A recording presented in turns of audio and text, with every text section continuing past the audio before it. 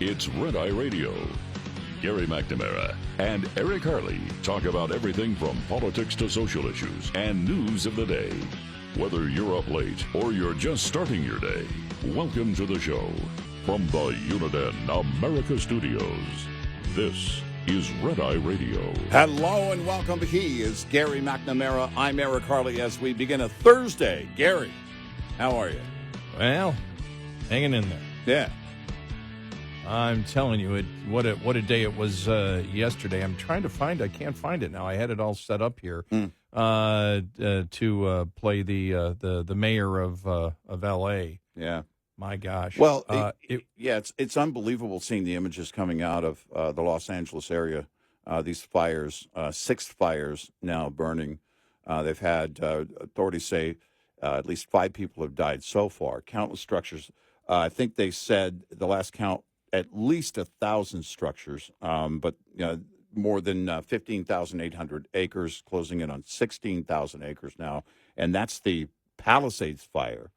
And you see, again, that what we talked about yesterday, those high winds coming down off this low that's kind of sitting over California, that's pushing these winds and driving them to gusts up to 80 miles an hour or higher, fueling those flames, and those flames are just destructive and moving very quickly.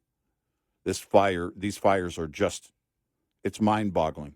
It really is. It's mind-boggling. Well, I don't know how you get on top of it. When you see the response out there, and I want to play this first. This is, I found it. I was in the wrong window, so I couldn't find it. This is L.A. Mayor Karen Bass, who wasn't there. Right. Remember, she had to fly back in from Africa. Now she's on a jet bridge here, but for example, yesterday I did see, and it was all over YouTube and social media.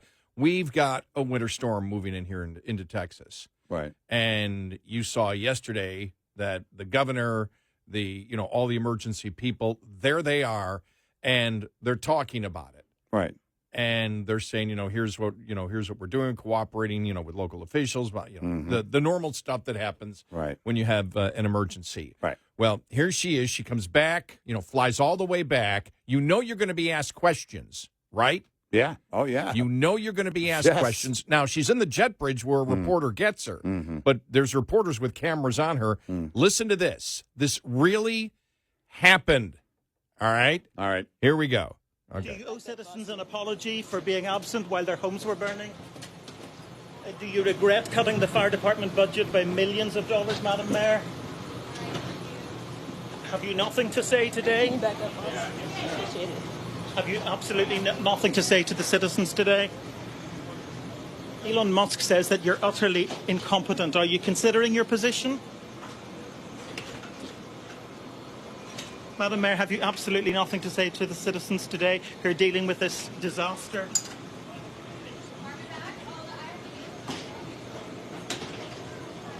No apology for them? Do you think you should have been visiting Ghana while this was unfolding back home?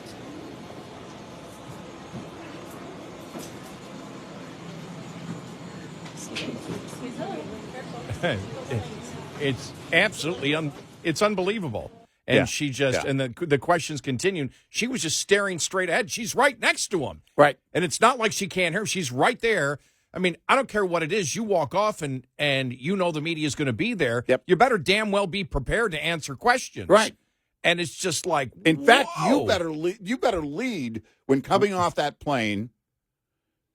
You have your press secretary saying the mayor's just arriving and wants to say a few words. Yeah. You make a statement. We can't take any questions. There's so much going on. I'm going to be on the phone constantly with all of the first responders and other leaders from the area, but we will have more to say to you very soon. Thank you for covering this. That's it. And then listen to this now, because this is like, are you trying to imitate Biden here? Yeah. Seriously, listen to this now, okay? When she's talking about where you can go for help. Right now, if you need help, emergency information, resources, and shelter is available All of this can be found at URL. Los Angeles. At URL.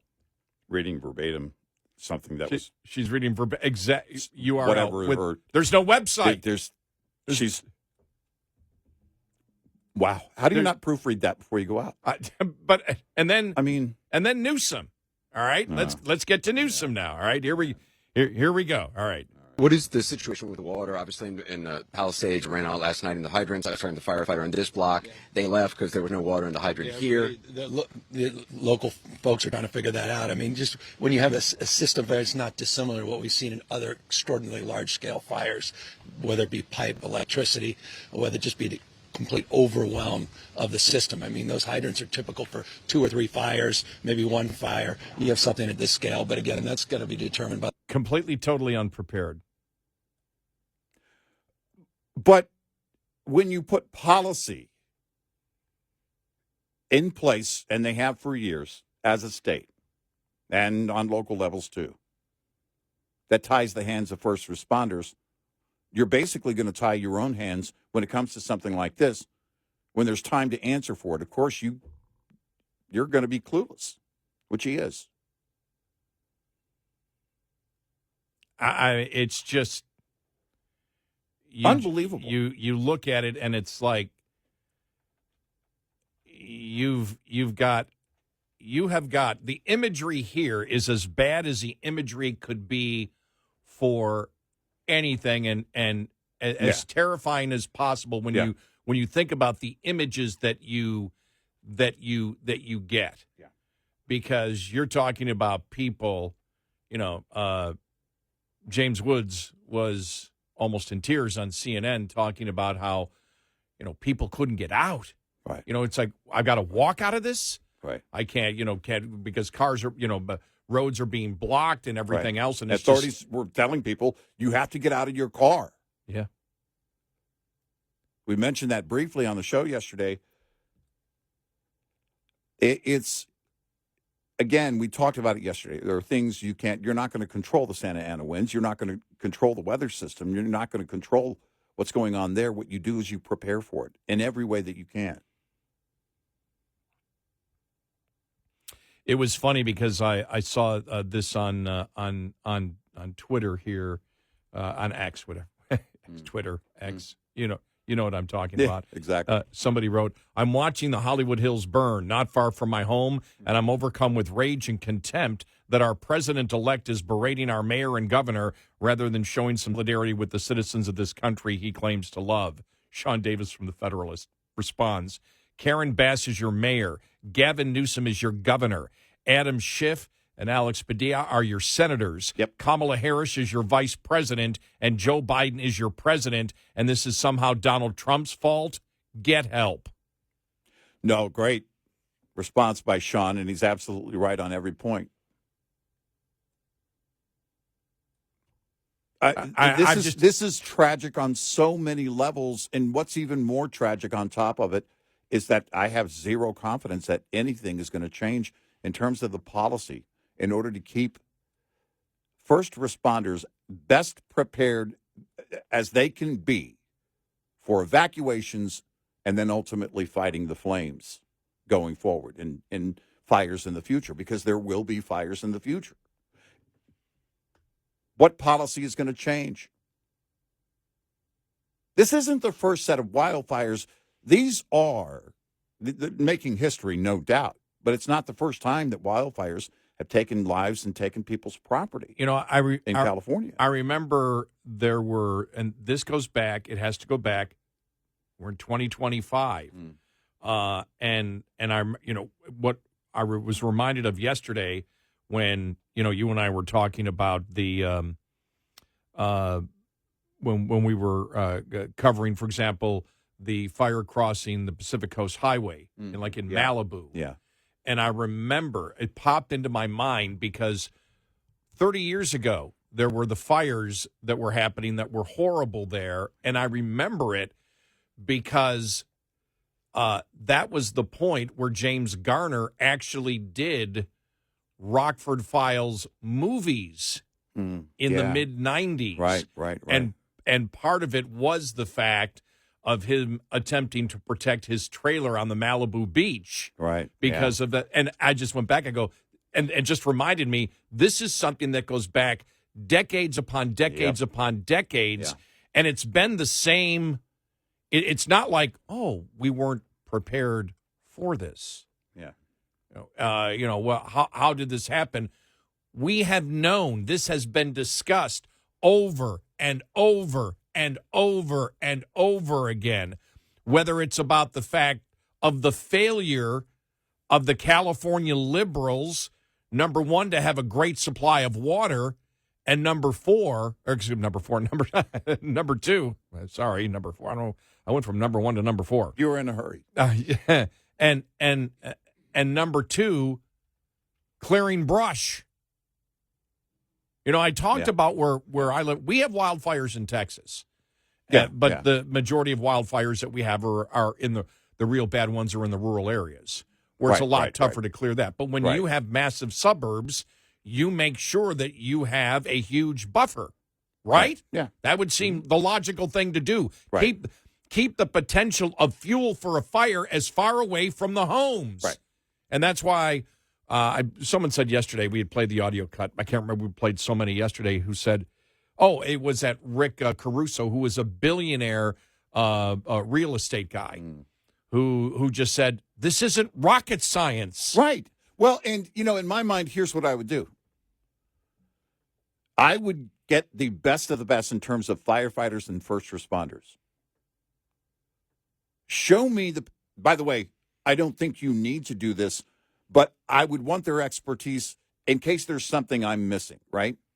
Show me what policies need to be in place that would help to contain these fires as best possible. Again, 80, 98 mile an hour wind gusts, things like that, you can't control. What can we, and from your perspective of doing this on the front lines, what do we need to do? Well, there isn't any special ability to figure that out, though. That's what I just said.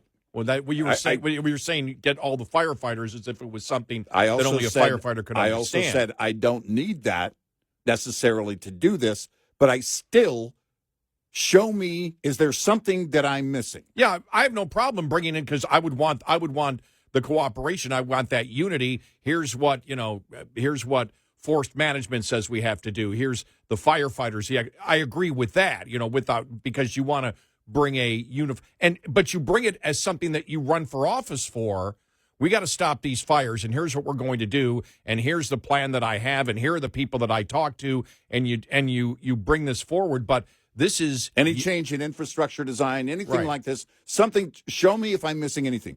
Everybody's going to be involved. Yeah. That is on these front lines. I want them involved in the prevention of this going forward. That's exactly how I would handle it, full stop. We've said it about the border.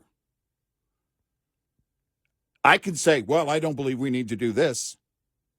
I'm not a border agent. Get the border agents. What do the border agents need? We talked about this. The Border Patrol Union guys, they're usually the ones that are most vocal when an administration, like the current one, is tying their hands. Well, you bring in the people that are on the front lines. What do you need? What do you need? It's not rocket science. It shouldn't be difficult. But we're going to have to walk through this essentially from the very basics and redesign. But there is no political will to do it. You heard it. Well, Trump is going after local leaders. He's not even the president yet. Yeah. It's got to be Trump's fault. Exactly. They're just going to complain and, well, you should be showing solidarity. I am. I want everyone protected, regardless of who they are, what party they're affiliated with, and how they vote. I want them all and their homes protected. That's your solidarity. I can't play the audio because he's cursing through it, but did you see the Adam Carolla video? Yeah. In a hotel room? and he's predicting that Hollywood leftists, and he uses Bill Maher. He said, Bill Maher, what really would change Bill Maher, one of the things that changed Bill Maher was the fact that he wanted to put basically solar panels and have a solar shed in his yard. It's something that the left promotes. Took him over 3 years to get it. Yeah. Couldn't get a permit. On the show, he talked about 1,000 days. Yeah. And Adam Carolla talking about the fact that he predicts Hollywood leftists will be so frustrated by the effort to rebuild that they may not vote Democrat again because you simply want to rebuild, and it's so many permits that it will take you years to do that in California. Well, it's one of the reasons that insurance companies have stopped covering when it comes to fires. I'll read the transcript and keep the cursing out of it. You guys all voted for Karen Bass, the mayor of Los Angeles. You all voted for Gavin Newsome, and now you blank and get what you get now that your house is on fire. This is what's going to happen. All these people who are deep blue Democrats are now going to have to pull a permit to rebuild, and they're going to get some 28-year-old blankety blank from the Coastal Commission telling them to go blank off, and then they're going to vote for Trump or who's ever Trumpian next. When they start getting the regulation, they're going to go nuts. And when they start running into the bureaucracy and the red tape, they're going to start going nuts, and they're going to vote for Rick Caruso next time. He's the guy, he ran, by the way, I think, for governor. Whatever. He goes, they're going to find out that they're going to get bit by their own snake, and they're going to convert. Well, I don't know if they are or not. I don't know if they are. Yeah, I don't know if they are or not. Again, this isn't the first set of wildfires. While they are historic in nature in terms of what's going on. By the way, I said 6 fires. It's 7 now total. But it was up to 8. Yeah. It was up to 8 to 1. But his final sentence is, this is why Californians pay the highest taxes, so that their government can completely fail them in their time of need. Yeah, it's not going to, I don't think it's going to change at all. 866-90-RED-EYE. This report is brought to you by Shell Rotella. With advanced synthetic technology, is designed to help keep your rig running with more mileage and less maintenance. Starting and charging system-related issues are one of the most common causes of winter breakdowns. So when your batteries talk, it's important you listen. Knowing the warning signs that could indicate your electrical system needs attention can help you avoid getting stuck out in the cold this winter. Dim lights are an early warning sign that your alternator is degrading and near the end of its life cycle. Lights that are brighter than normal, on the other hand, can indicate your alternator is overcharging. Get a full electrical system check if you notice your headlights getting dimmer or brighter. Lines open for your calls. 866-90-RED-EYE on Red Eye Radio.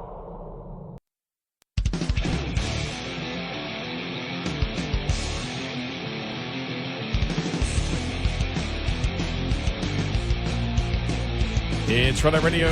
He's Eric Harley, and I'm Gary McNamara. I want to play this one from Dr. Drew. You ready for this? Because he lives out there in L.A. Here we go. Yeah.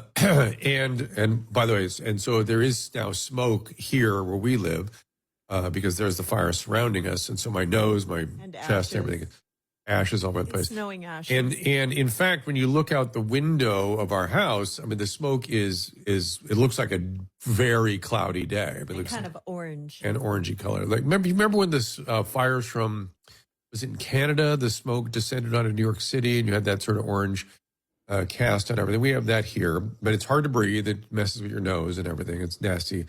And one of the interesting things I want to point out is, I think it's about 5 years of no gas-powered vehicles are the equivalent of what just went into the air here in Southern California. We've completely, whatever CO2 we are worried about putting into the atmosphere in California, we have completely undone anything we could possibly do by allowing these fires to occur. Yeah, no doubt. You can't start anything in your fireplace. You can't burn anything in your fireplace, but they have no interest in controlling massive wildfires, helping to prevent massive wildfires. Think about that policy. These are all decisions. While they can't control the winds in certain conditions, they can be much better prepared.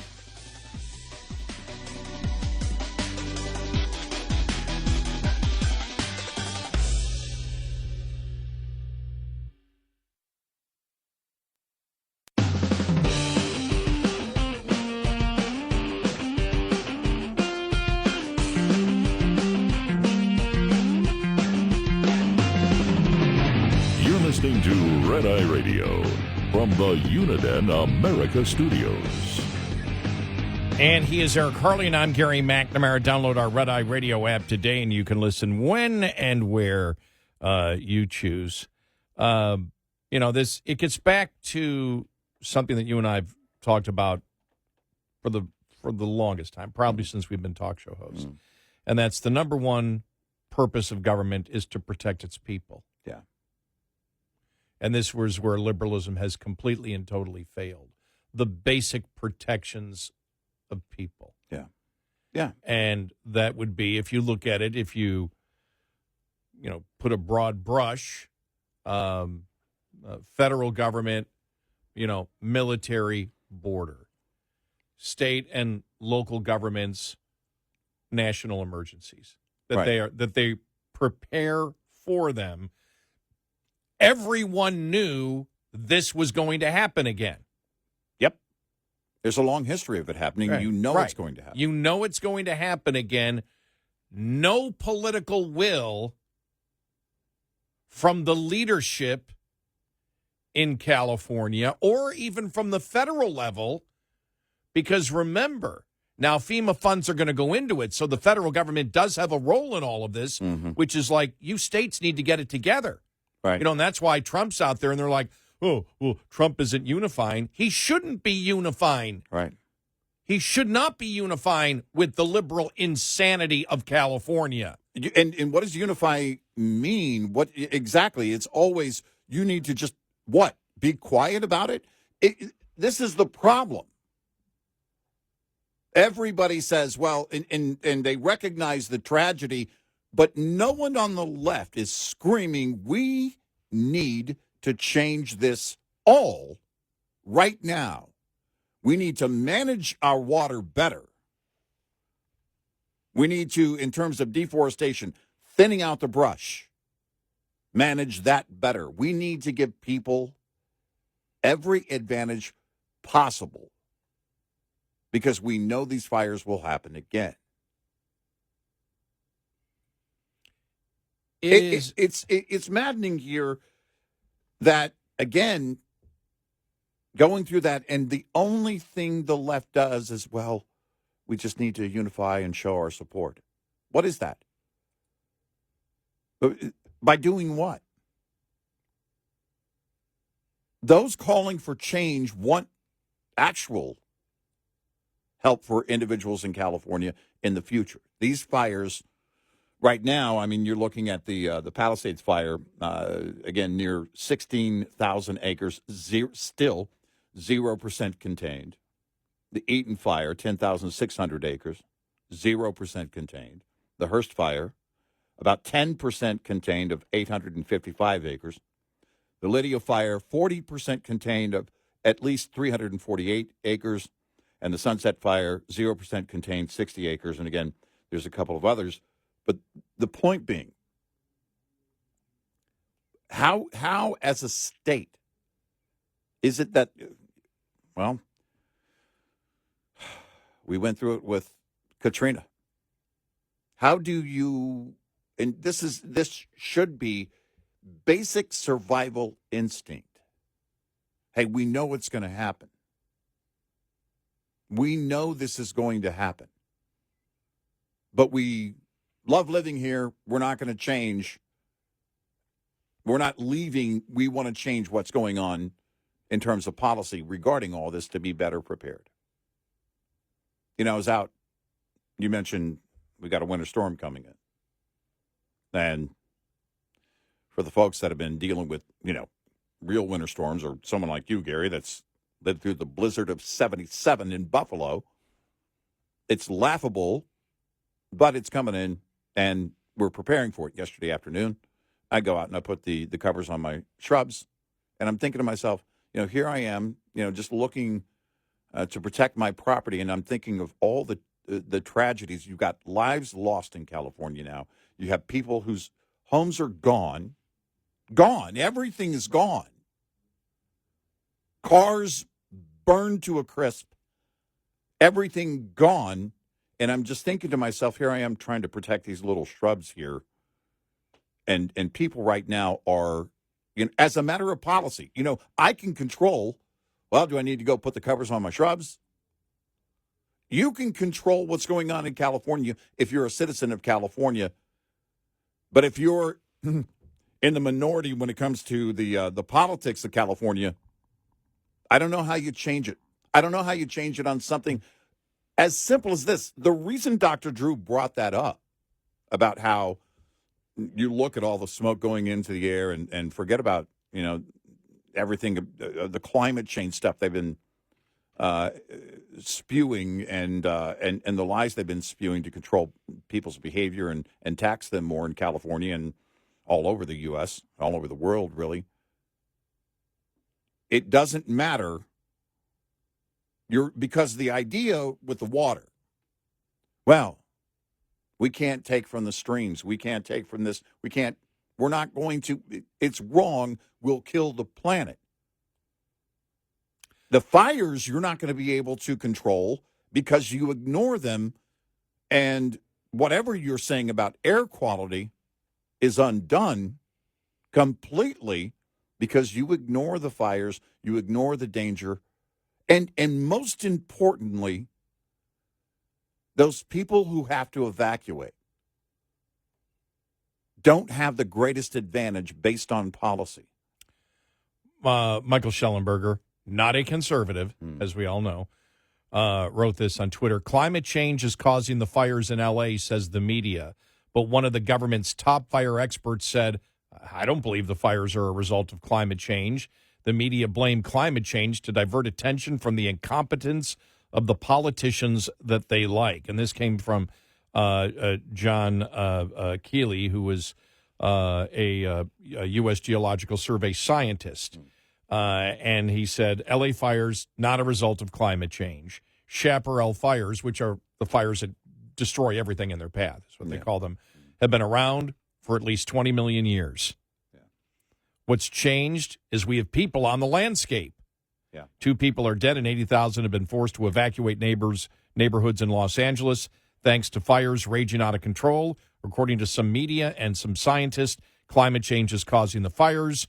Researchers believe that a warming world is increasing the conditions that are conducive to wildland fire, including low relative humidity, reported the BBC.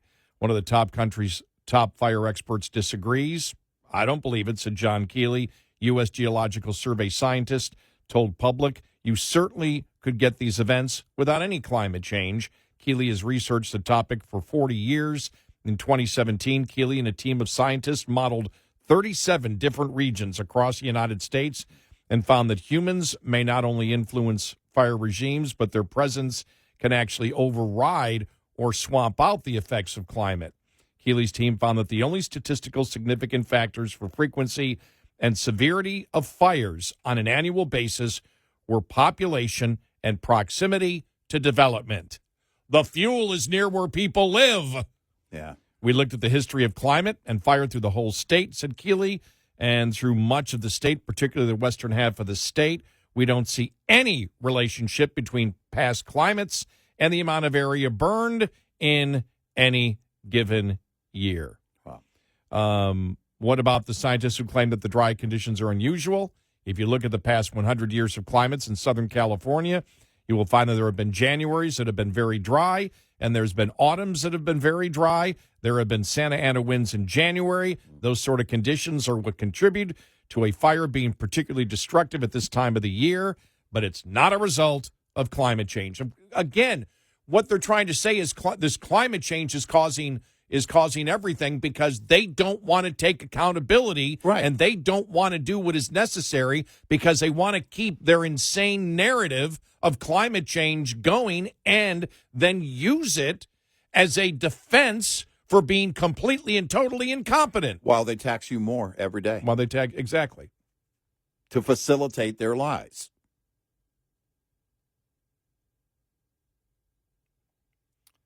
It's reprehensible, but I don't expect things to change, which means it's accepted by the majority in California. And he said it's true that we're seeing changes in the Santa Ana winds. For example, we've looked at fire history going back to the middle of the 20th century For the first half of that record, Santa Ana winds were more common in September than they are today. They were less common in the winter than they are today. It appears that we're seeing a shift in the distribution of the Santa Ana winds, but we have no basis and no evidence for saying that it's due to global warming. There's no evidence that climate change has impacted the Santa Ana winds. Right. And again, this is just the left being completely and totally incompetent, governing by delusional narratives and delusional theories, and then using those delusional theories to tax you and then use it as an excuse later on. It's the big circle of liberalism. Oh, yeah. We come up with the theory that we can prove, we tax you for it. We have more control of government, of how you live your life. We have more control over you. We make your life harder. We make it more expensive. And then when our policies help destroy your lives, we'll use that same theory as the excuse. Yeah. So we're not accountable for anything. Yeah, it's and the left wants to blame Donald Trump for criticizing that kind of behavior. Yeah. It's, set it up next so that we can, we're going to blame the wildfires on climate. It's climate change. Well, if everybody would just pay more taxes, this wouldn't happen. Well, what they're saying is Trump needs to find unity with the people that are causing the problems and not be concerned about the actual victims of the policy of the politicians of the state of California. Yeah. John Boehner, we've said it before, we don't like messy. When he was Speaker of the House, Donald Trump seems to thrive on messy. He likes to point to the problem. You said it. I think you were one of the first to say it in 2016 when he was running. One of the things he's doing is acknowledging the issues. Then the Wall Street Journal went through I think it was the day after or 2 days after the election. They went through Harlem. Just a man on the street kind of taking people's opinion. Why do you think he won and Hillary lost? Because he was talking about the problems here at home. She was talking about things outside the U.S. And are we going to fix it or not? There are things, again, you can't control. Can we be better prepared? Can the people of California get a greater advantage based on state government policy? The answer is absolutely. I don't expect it to happen. We talked about what's going on with San Francisco and everything else, and people leave California, but the voter base isn't going to change. No. Adam Schiff just got elected to the Senate after everything that he did when he was in the House. You get a promotion. Yeah. Certainly do. But, everybody talking about the mayor. Is she going to resign? She's probably going to run for governor. This is how it works until people say enough. And in California, the question is, will they ever? Because it doesn't seem to be, and when we've talked about the Biden administration, my God, Biden, yesterday, my God, talking about the bad news, the wildfires, with Newsome talking about the wildfires and says, that's the bad news. But the good news, I'm a great-grandfather. Yeah. And I'm shaking my head going, my God, these people, and then the Mayor Bass not answering any questions and then seeming to be completely clueless and reading like Biden and sounding like an idiot because she doesn't know what the hell's going on. Newsom saying, well, it's up to the local folks. Everybody's trying to run away from this because they know they can't defend what their actions have been, since they've been in office. Well, and I know she's new in office, but still, you've got to be prepared to answer questions. But Newsom's been there for the longest time, and has they voted. The state of California, the people voted to save more water. Newsom hasn't done anything. Nope. 866-90 Red Eye. We'll be right back with more Red Eye Radio with Eric Harley and Gary McNamara.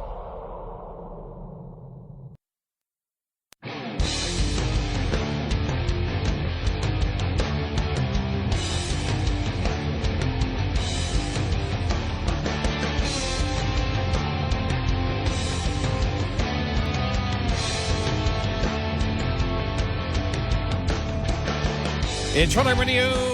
He is Eric Harley, and I'm Gary McNamara. Welcome and good morning. More on the L.A. wildfires. We'll have the latest on that. Trump meeting with the senators yesterday. That coming up, and a whole bunch more.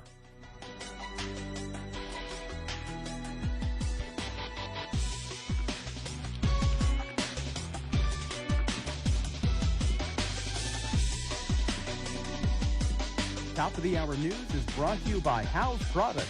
Visit houseproducts.com. This is Red Eye Radio on Westwood One.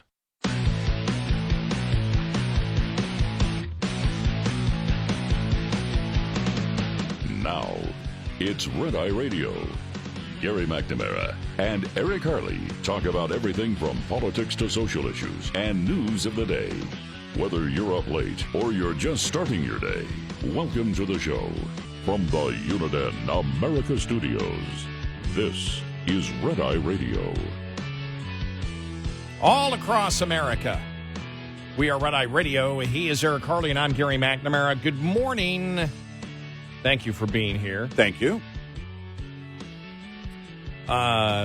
Let's start with some audio. All right. Elon Musk, who spent plenty of time in California. Yeah. Talking about what the obvious thing is. That's why, whoever it is, anybody who lives in California knows what the problem is. Yeah. They know. Yeah. They know because we've been talking about it, I don't know, half a century? Right. More, maybe? But here's Elon Musk. Yeah, we really need to have fire breaks, and we need to clear the brush back away from houses, and we need to make sure the reservoirs are full. These are all kind of obvious things, but due to a bunch of environmental rulings, you can't actually do that in California. So they're not allowed to do the fire breaks, and they're not allowed to push the brush back away from houses because it might hurt some like red-legged frog or something like that. It's like some sort of creature. Usually a creature you've never heard of that is preventing this from occurring. There's like this fish called the smelt, for example, so we have far more freshwater runoff into the ocean than we should really, on the theory that it helps this one little fish that likes a slightly briny freshwater saltwater mix, and if we keep more freshwater, then the smelt fish will not be happy. But there's no actual evidence that the smelt fish is going to be unhappy if we keep a bit more fresh water. In fact, so we should keep more fresh water, keep the reservoirs full, and just have some sensible fire breaks and move the brush away from houses. That's just an example of like we've saved a lot of trouble, a lot of tragedy in LA if we'd done that. I don't think it's about making them happy or not. This is the only thing I would disagree with Elon Musk. This isn't an emotional, right? About the emotional well-being of the fish. Yeah, it's about the species viability, but it's right. And but that's what he was saying. There's no right. there's no evidence really that it would it's going to go away. But that's exactly they do this a lot, right? They come in, the left comes in and says, okay, we can build an argument around this.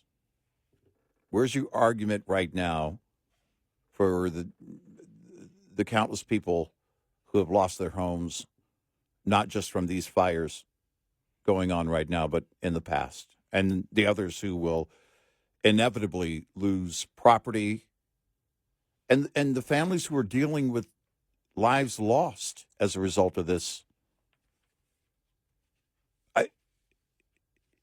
The entire equation of this, again, it's very predictable from the left.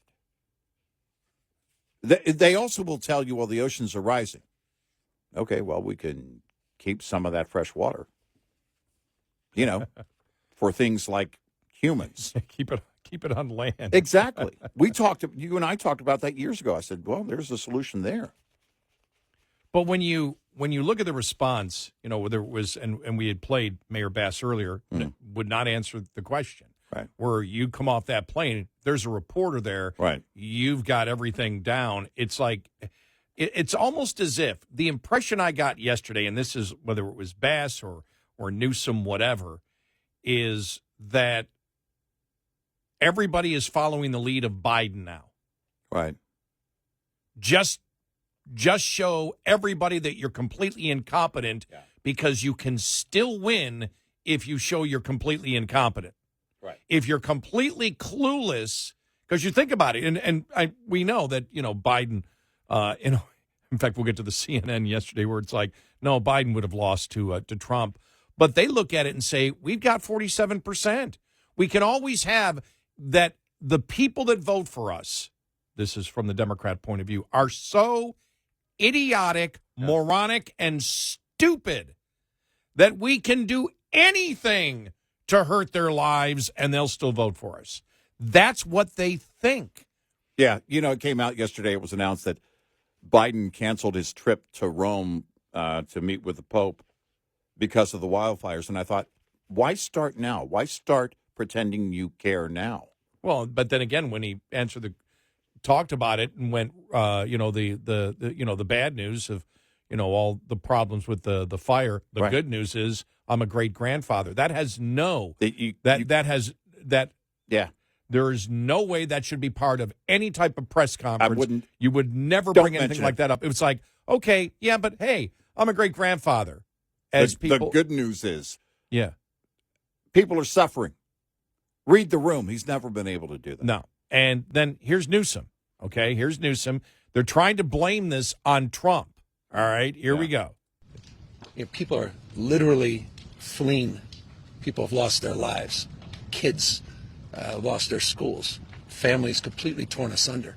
Churches burned down. This guy wanted to politicize it. I have a lot of thoughts, and I know what I want to say. I won't. I stood next to a president of the United States of America today, and I was proud to be with Joe Biden.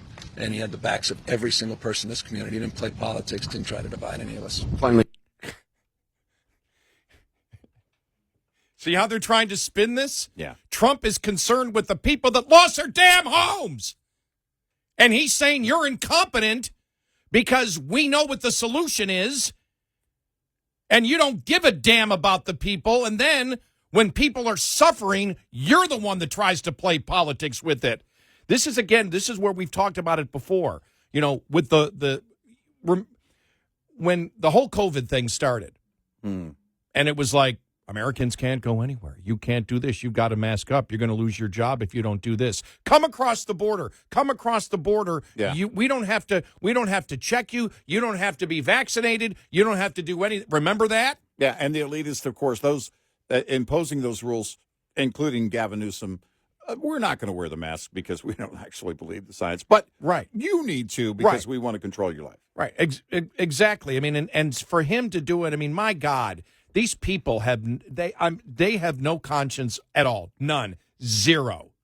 And they're completely and totally incompetent.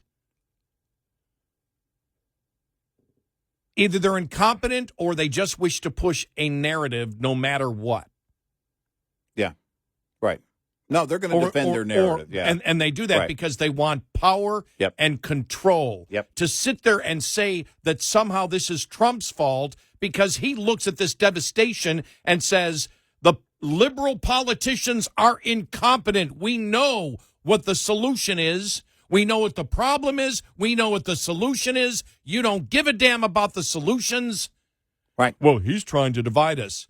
Absolutely. He should be dividing us right now between the people that wish to be competent and the people that wish to be moronically incompetent. Yep. There should be a divide there. Biden has proven over and over again, demonstrated through actions, that he doesn't care about the American people, including the people of California. Yeah. And look, we saw the culture. We saw the culture in North Carolina. Yeah. Yeah. from the FEMA the FEMA supervisor. Right. We saw the culture. Right. Don't help those people. Don't help those people. Right. When it comes to protecting Americans, I talk about I want to protect Americans. Everybody. I don't care how you vote. I don't care what you think, what your opinions are. Everybody deserves the greatest advantage they can get when it comes to the government doing their job, whether it's state or federal government. It's, again, not a tough equation. It's not. But over and over again, California refuses to manage their water, refuses to manage their forests and their brush. And you know that these fires are going to happen. There are things you can't control and things you can, and you refuse to control them. If you refuse to protect the people of your state, then it's your fault. Yeah. If the people don't come first, it's your fault. If the needs of the people don't come first, it's your fault. They'll make it about Trump every time. Yep. Because Trump actually wants to do something about it. And understand. This is, by the way, breaking news. He won based on the fact, it goes back to what you were saying throughout 2016. He acknowledges the problems. We need unity. We need unity. We need unity. Can you put unity in a fire hose? If not, shut the hell up. Yeah. I don't need to have any unity with people that are completely incompetent and immoral. None. I don't need to have unity with people that are in positions of power that don't give a damn about protecting their constituents. I don't need any unity at all there. No, I want nothing to do with them. Right. They shouldn't be in power, but they are. They're gonna get it. Every single time this happens, the problems need to be talked about, need to be discussed, and need to be pointed out. And Trump is right for taking that point of view. It's very simple. It's a simple, obvious observation. The majority of those people, most likely whose homes have burned, are Democrats. Yeah. Trump wishes to protect them. Right. The people that those citizens, well, hopefully citizens, it is California, voted for. Think about this. You know, we talked about this yesterday. I know it's off the topic, but it does give you an idea about the mindset of somebody like Gavin Newsome. Yeah. And it goes right to voter ID. Yeah. The majority of people in California want voter ID. Mm-hmm. It's only the politicians that don't. And understand it's California with the backing of Newsome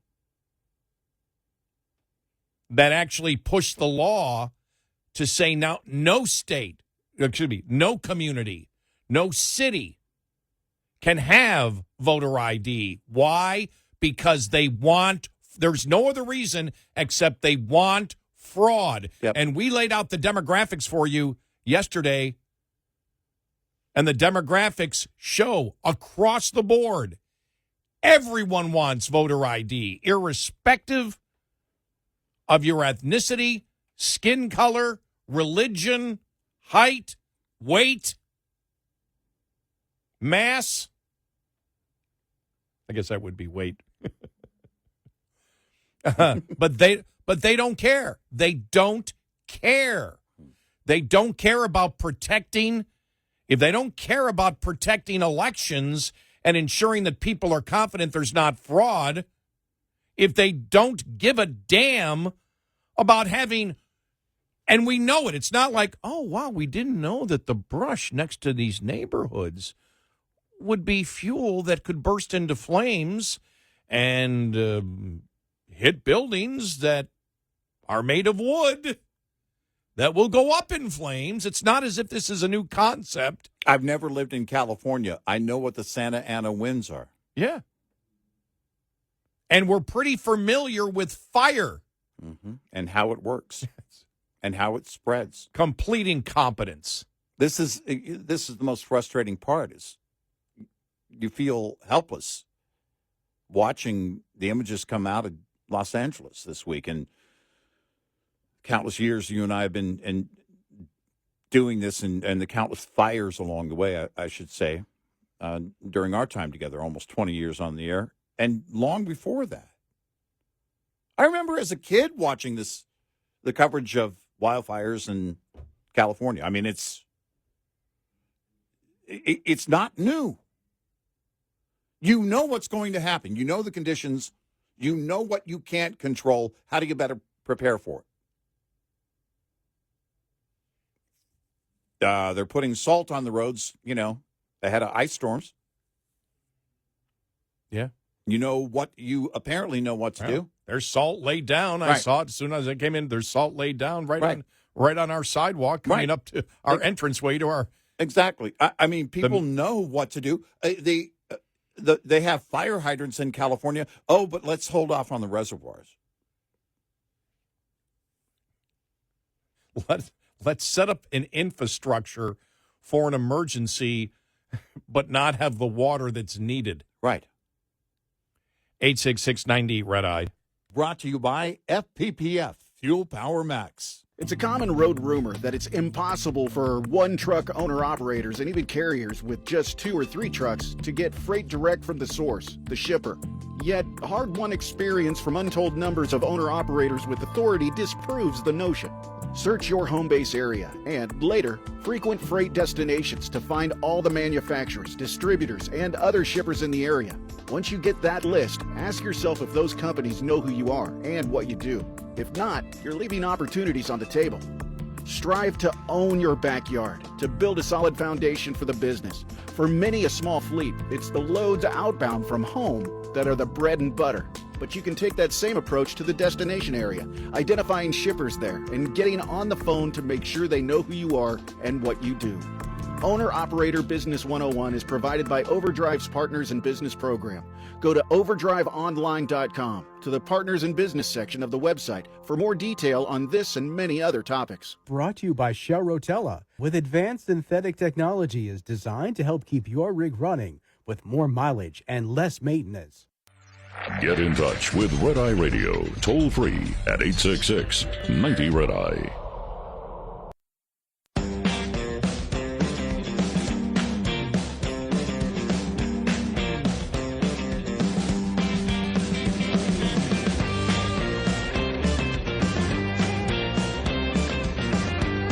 It's Red Eye Radio. He's Eric Cronin. I'm Gary McNamara. Welcome and good morning. I tell you, it's just the incompetence to this kind of level just infuriates me. Yeah. It's just I expect and look, this was an expectation. This was going to happen. I mean, because we've known this. This isn't like it's new.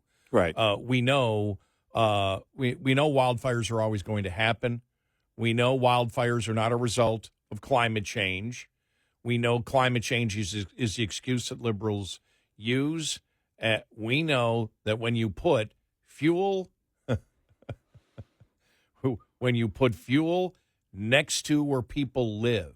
Yeah. It's interesting because I had talked about before and some guy challenged me on it. I said, I have a very small yard, very postage stamp front yard and backyard. So I decided, because my garage is attached to my house, I decided not to have a gasoline mower or gasoline, just because, the possibility of the vapors getting in where your house gets up to, or your garage gets up to probably 120, 125, 130. Now, the odds are still light, but it was like, there's fuel like that. It's in my house. I'm not going to do it. Okay. And when you have brush that isn't cleared, that's fuel right next to where people live. Mm-hmm. And it's going to happen because it's happened. Mm-hmm. It's happened numerous times. And they sit there and they just don't care. So now the only excuse coming from the liberals in California is Trump isn't unifying with the politicians that caused this. Right. Yeah. Because he obviously cares about the people. His fury, our fury, is about the people that lost their homes, lost everything. That's who we care about. Do you really give a damn about having unity with Newsome? Or No. Bass, who can't answer a question and seems clueless? I could care less about unity. I want the job done. Do the damn job. Right. What are you going to do about being better prepared next time? Yeah. That's the question. What are you going to do about it? You're in power now. What are you going to do about it? Newsome sounds like a child. Yeah, he does. He really does. Excuse me. Newsome is a child. He is.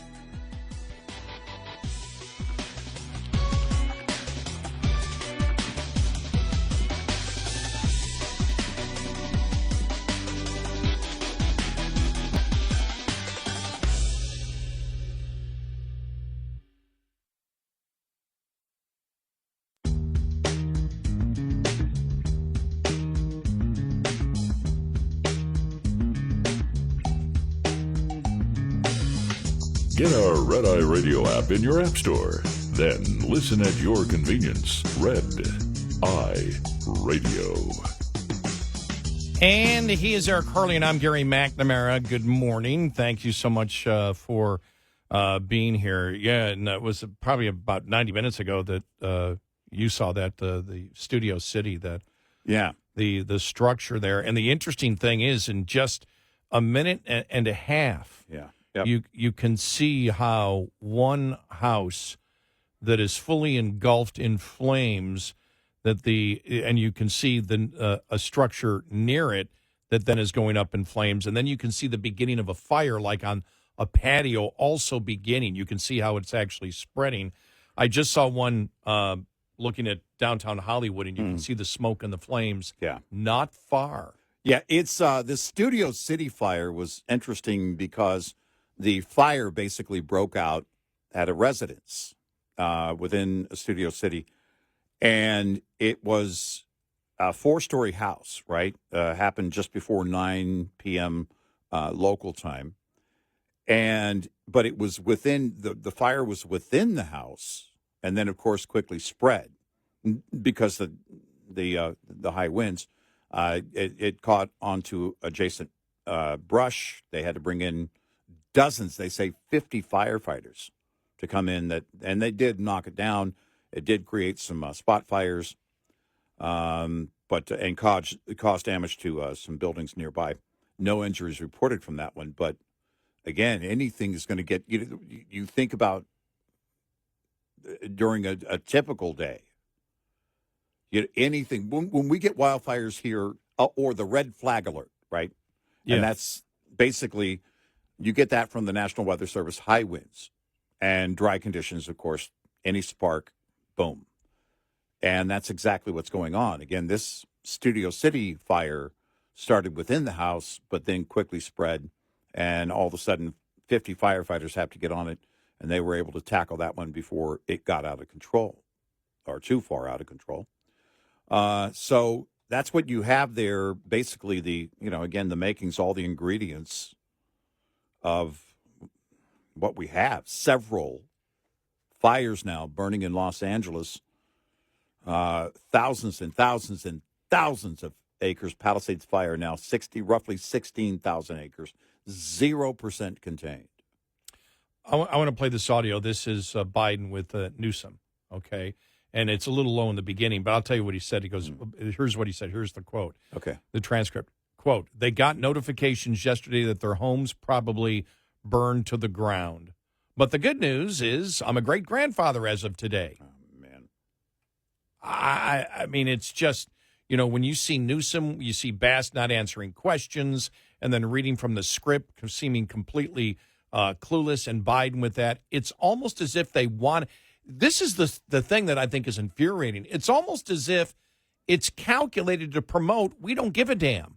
Yeah. All right, we got to be here. We got to talk about it, but it's Trump's fault or whatever. But here it is. We got this notification yesterday their home was about to burn down. Today, grandparents are maybe still standing, I'm not sure. But the good news is, I'm a great-grandfather as of today. I have a granddaughter. So they're clapping that he's a great-grandfather as of today. He never misses a beat when it comes to making it about him. I mean, my God. I mean, everything. God. It's just it. I was wrong. He does read the room, but in his mind, the room is always about him. Yeah. But that's what he said. They got notification yesterday that their homes, he said, the bad news is I got notifications yesterday that their homes probably burned to the ground. But the good news is I'm a great-grandfather as of today. Then they turned around and didn't take any questions. My gosh. Didn't take any questions. Turned around and walked away. Wow. I mean, that's the thing that I get out of this administration and Democrats today. Yeah.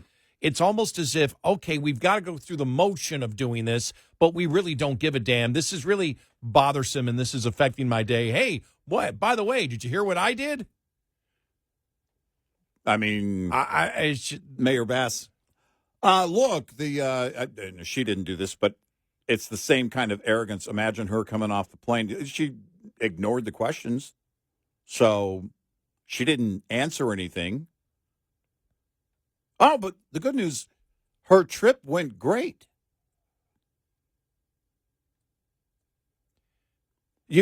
How do you not politically read that moment? Because they really don't care. Biden 100% is about Joe Biden.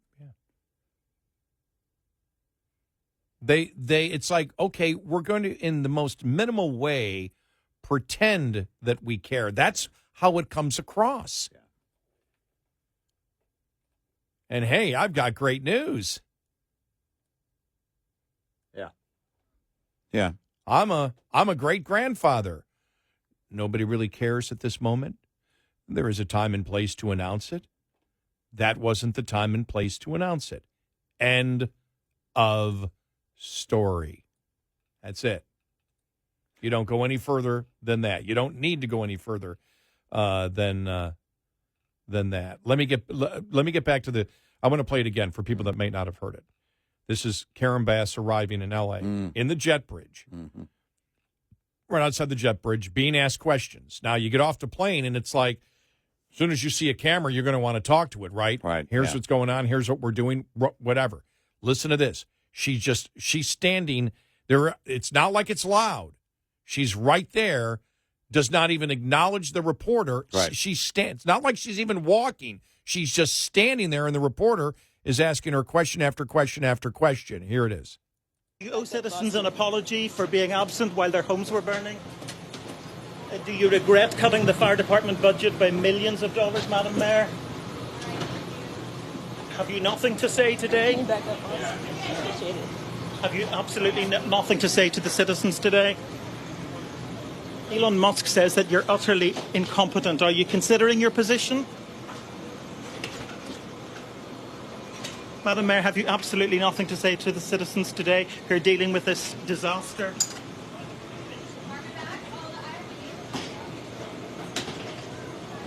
No apology for them? Do you think you should have been visiting Ghana while this was unfolding back home?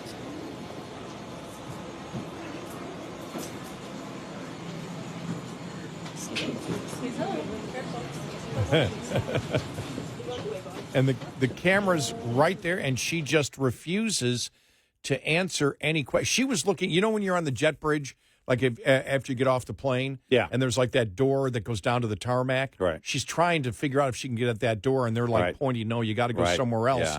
As the reporter's right there, the camera's in her face. I mean, they're closer than you and I are. We're about, maybe 7 feet from each other? Yeah. The camera looks like, it's 2 feet from her.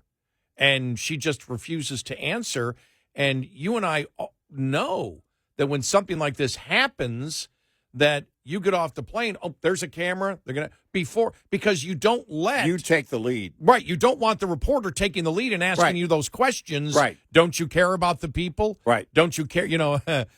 And you sit there and say, I'm so glad you're here. I want everybody to know we got a press conference coming up. We're going to do this. The fire department's doing this. We've heard that this is a challenge here. We're going to make sure we correct this. I've been in contact with this person. You go in there as if you've got things under control. It's like that's not important to them. No, it isn't. Only imagery is. Well, that's not good imagery. No, it's not. Because that's the problem.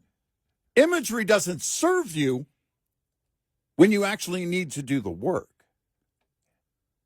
For the left, it's all about imagery. Well, imagery doesn't serve you. You can't. Governor Newsom looks weak. Oh, as you mentioned, the winter storm coming to Texas. Governor Abbott, we saw the hurricanes in Florida. Governor DeSantis taking the lead, doing the work. That's required to keep your citizens safe. And you do it at every turn. No, not if you're on the left.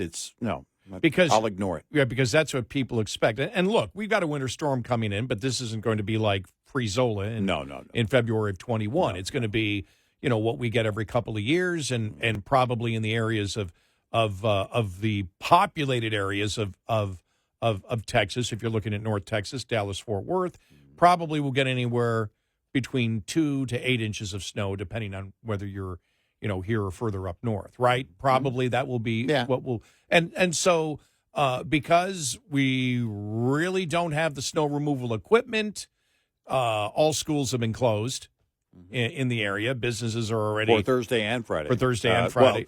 Well, I would say most, if not all. Yeah. I think most. I know all the major school districts are closed Thursday and Friday. Yeah. And so it does. And then the governor came out, and this is what we're doing, whatever. And this isn't the kind of it's not even close to the wildfires that's going on in L.A. Not even close. It's not it's not even and they're out there because they know that a presence is needed to talk about that. Right. Look, you know who almost paid the price for being out of town when Frizola hit. That still has hurt Ted Cruz's reputation. Well, someone posted Bass when she posted about that, back then. And then, of course, she's out of town. That's that and the infrastructure concerns during Frizola. Abbott wasn't going to lose an election over that, but it didn't help him. Because there were concerns about, what was it, a week or two before?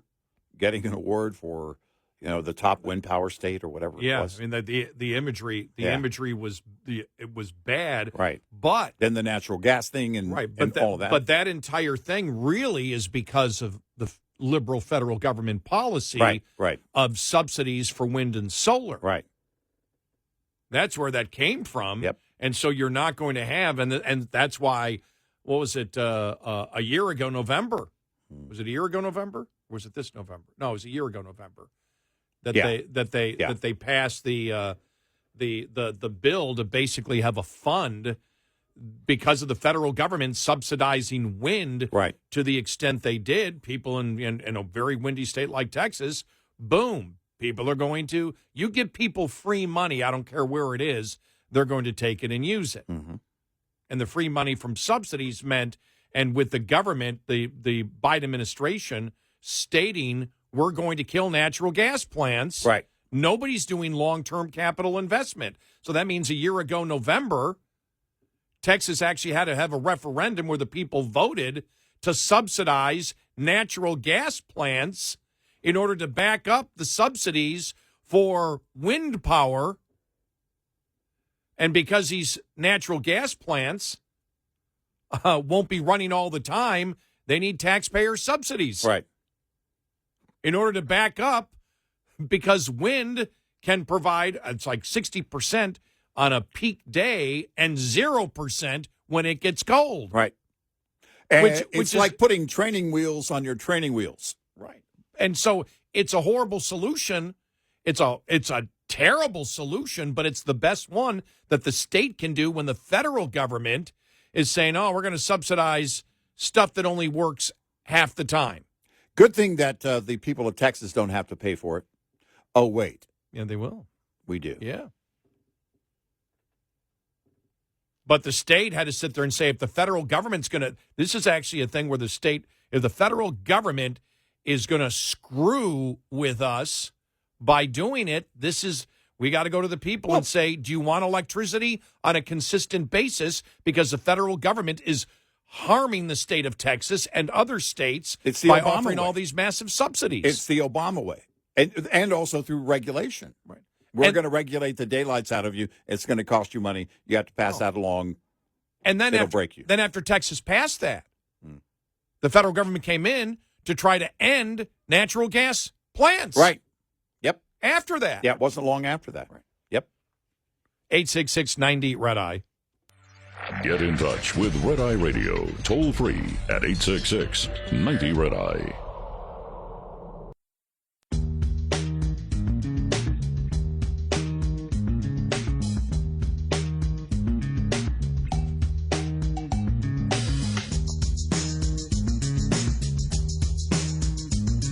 It's Red Eye Radio. He is Eric Harley, and I'm Gary McNamara. Welcome and good morning. I tell you, just during our breaks here, and you and I doing the same thing. You just go through more footage. Yeah. I'm just looking at one of the reports that came out a couple of hours ago. This stretch of Malibu, 80 homes right on the water. Every one of them gone. Every single one. Right. The city of Pasadena has issued an urgent alert concerning unsafe drinking water in areas impacted by recent evacuations due to the Eaton fire. That coming across in the last few minutes. Residents are advised to rely solely on bottled water for all consumption, including drinking, food preparation, brushing teeth, and pet care. Attempts to treat the water, whether through boiling, filtering, or otherwise, are deemed ineffective and unsafe.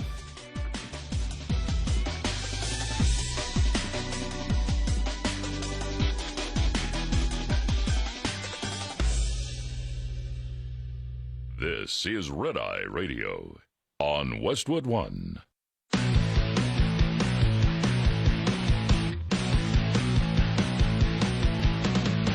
Now, it's Red Eye Radio.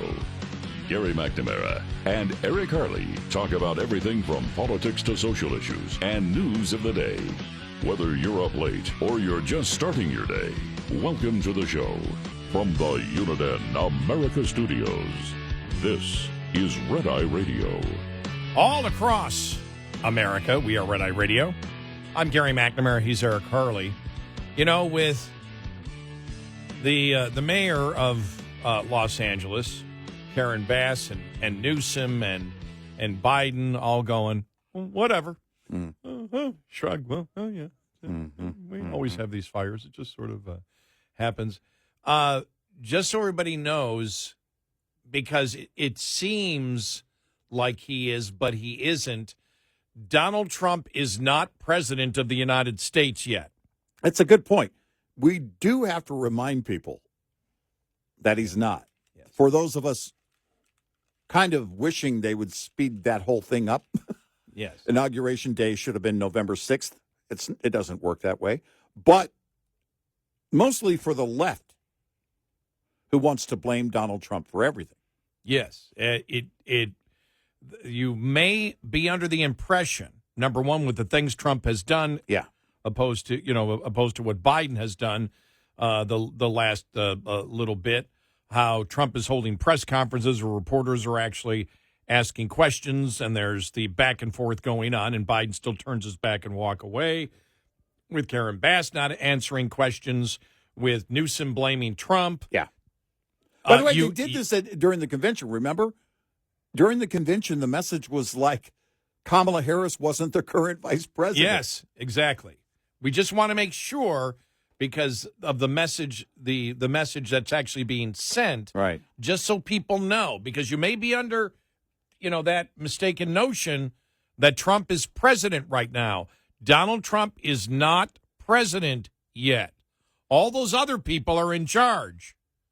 It may seem like Trump is president, But that just is because it shows you how whatever I said there, that didn't come out right. Yeah. But because of the incompetence of the left, the complete incompetence and the shrugging and the whatever, it's just another wildfire, whatever, you may think, and the blaming of Trump, you may think Trump is president. He is not president. No. Yet. No. There you go. Just Yeah, wanted to clarify that. I think it's a great service that you just did. We have Thank to you. we Thank have you. to do this. I'm going to give you the Presidential Reminder Award. I'm not president, but why does it matter? Liz Cheney didn't deserve an award, so if the rules are the rules or aren't any rules, Eric can give anybody a presidential award. I appreciate that. I've earned it. You have. No, I think you definitely have. And my fellow Americans agree. I've earned it.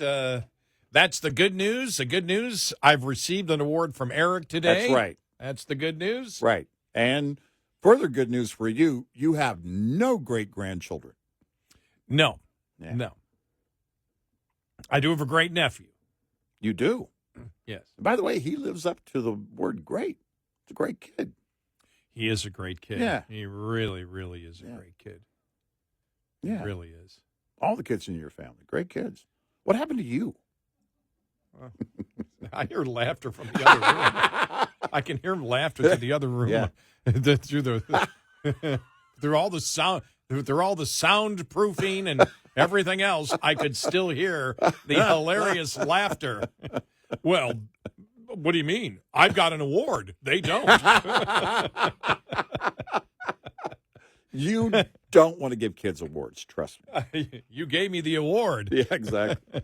Oh, my gosh. Let me give you, I'm going to give you, because you're part of the show, Yeah. I'm going to give you a Red Eye Radio Participation Award. Okay, perfect segue. I saw a short video by legendary comedian Henry Cho. Oh, he's great. I love Henry Cho. He's better. He's better now than he's ever been, and I don't mean he was bad before. He was always great, and he just keeps getting better. But he tells a story. This is what I love about his stand-up. He will talk about his family, and he talked about coaching kids and participation trophies. For years, they kept getting participation trophies. Come up to Coach Cho, where's our trophy? I'm not giving you one. Well, why is that? Because you didn't win. And the fact that, I mean, just the way Henry delivers that stuff. Oh, he's great. I just love his delivery and his stand-up. But he makes all of these. He talked one time, he was on a Nate Bargatze podcast, actually, talking about teaching his kids to drive standards, stick shift. And he said the other great thing about that is the bad guys won't steal a stick shift. They don't know how to drive. You can leave it unlocked. I just love Henry Cho. Just a great guy, great comedian. You know how I was watching the other day on YouTube again? It came up in Shuffle. You know how they have the Television Academy interviews? Yeah. Which are really great. I mean, and they talk to everybody. Yeah. It was Keenan Ivory Wayans. Oh, yeah. And I just thought, because as he's talking about his family and everything else, I'm like, that has to be the most talented, funniest family ever in the history of the United States. It's genetic. I mean, and I don't know how that works. I mean, because you and I talked about it off the air once, that interview, and I thought to myself, are Seinfeld's kids funny? Right? You know what I mean? No, it's a good point. I mean, and they might be. I don't know, but the Wayans, everybody in the family, they're all funny, hilarious. And I thought about that because I did see. I was going through my channel. I had never. There's a lot of shows that I look at that they've redone them. Magnum, for example, they redid. Hawaii 5-0. And initially I just went, And then they did Lethal Weapon. It's really. I saw the first episode of that. which was out, years ago. Right. But it was, I think it was on Fox. I think. yeah, it was really good. Yeah. And Damon Wayans, I don't know what it is. He's funnier than, all get out. He's just hilarious. Yeah. But as a serious actor, he's really good. I liked him. Remember, he was with what was the one with Bruce Willis? Oh. With that movie? Yeah. He's really, but that. With the gun and the teddy bear. Remember that scene? Yes. Yeah. But that family has to be the most talented family in entertainment history in the United States. They really do. Yeah. But I was just, there he's talking The about Last Boy Scout. The Last Boy Scout, yes, yeah. 1991. You're kidding. Okay. Wow. My wife and I celebrating 34 years of marriage this coming Saturday. That was the year we got married. Wow. The Last Boy Scout, which means we went to Blockbuster to rent that. We had to leave the house and buy and rent something and promise to return it on time. But Keenan Ivory Wayans was talking about his parents. Yeah. Talking about his mother. Yeah. He just said, yeah, there was and they grew up in a pretty rough neighborhood. Mm. He said, there were absolutes in my family. No welfare. Because no welfare. None. You earned it. Right. Because but just I watched it and just everything that they went through and, in Living Color and all that. Yeah. You know what I've learned, now, and it took me a long time to learn it. We think that because when I watch In Living Color for the first time, you're like, okay, these are all established and everybody's in agreement with it. Then you go behind the scenes and see it, and you see so many things in entertainment where people are just hanging on by a sliver, and you don't know that. Right. You don't know that. And I think one of the first things that gave me an indication of it, I saw a biography on David Bowie.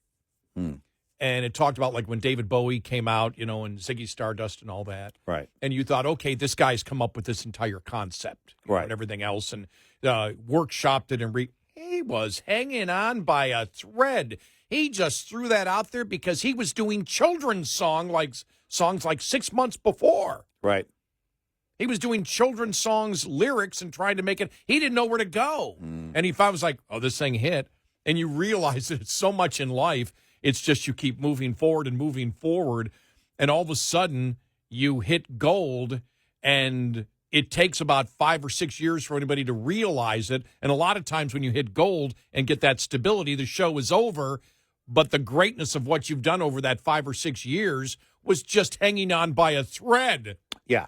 And nobody knows it because it seems the final product seems so great and organized and so well put together. But, I just when you talk about comedians, I just happened to see that the other day. And I love that when they just talk to people, the Television Academy, they just let people go on. Okay, tell us about it. Tell us about it. Tell us about it. The upside of what has happened with all entertainment, really, whether it's music or TV or comedians or anything else, Hollywood ignores the real talent far too often. That's been going on for a long time. Same thing with music. But and Vince Vaughn talked about this on Hot Ones when he was on Hot Ones with Sean about the movies they make today versus when he was making comedy movies. But he's hopeful it will come around again. Well, with streaming and everything else, there's more ways to find entertainment, seek out entertainment. Now it is fragmented, so the audiences are each audience for any given piece of entertainment may be smaller, but we're seeking it out and finding it. We're looking for it. Hollywood is, they're going to do whatever they're going to do. Like he said, like Vince Vaughn said in the podcast, look, you got people who are going to greenlight a project because, well, that's what we do. We're going to greenlight this one, but not that one. And I've got to go away, got to go along with whatever my boss is doing at the studio. I don't want to lose my job. Don't want to get fired. But people like the Wayans, people like, Henry Cho. Now, Henry is very selective. He'll tell you. He does shows based around his family. He had opportunity after opportunity. Nope. I want to be home for this and home for this. And I'm sure after being on the road for years, that had to, be the thing. But he's a guy who's got, his feet firmly on the ground and also has full control of his career. And thankfully, we get access to his work still. And that's the good thing, I guess, about the streaming world in terms of entertainment. Hollywood is becoming irrelevant just like the media. When Elon Musk said, you are the media, well, you are also, if you think about it. You are entertainment. You are Hollywood because you greenlight something. If enough of enough of us go out and, watch a Henry Cho video. He has his own YouTube channel now, by the way. Or go to a live show locally or something like that. Those are the things that keep it driving. There's nothing better. You're going to go see, in fact, a band here soon that you've seen before, and they're really great. Look, they're not selling Taylor Swift numbers in terms of records, but, man, they're a talented band. They've been around for 40 years. Yeah. And they're a band called the Ocean Blue. Mm-hmm. Seeing them in Dallas this weekend. David Pena, our old producer, is a fan of that band, and I saw him in '89. And it's funny because they've kept it together for 40 years, right? And the lead writer is they do about 30, 40 shows a year, put out an album every 5 years, still sell probably a couple 100,000, copies or whatever, or downloads, I guess it would be now. Mm-hmm. And he's a intellectual property lawyer in Minneapolis. Yeah. I just found out the other day one of his clients was Prince. Yeah. And they draw about 1,000 people to shows, but they're a loyal fan base, and it's really just it's fascinating how things go today. But when you talk about entertainment, when you talk about YouTube, we talk about I'm so glad you brought when you said that we are the media.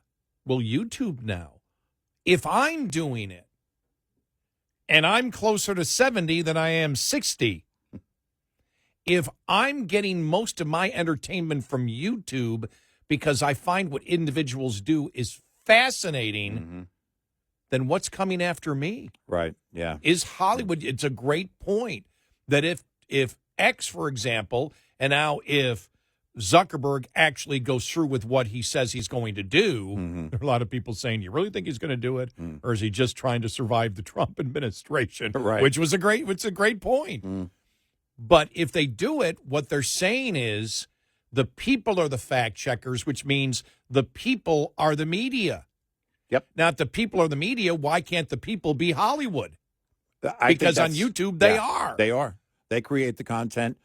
And it also brings out, again, the other talented people that have been around Hollywood or, whatever you want to call it, that are doing other projects now, doing other things now. And as long as their work is good, we're out there to appreciate that. Let me give you an example. I talk about the band, the bluegrass band I love, the Petersons.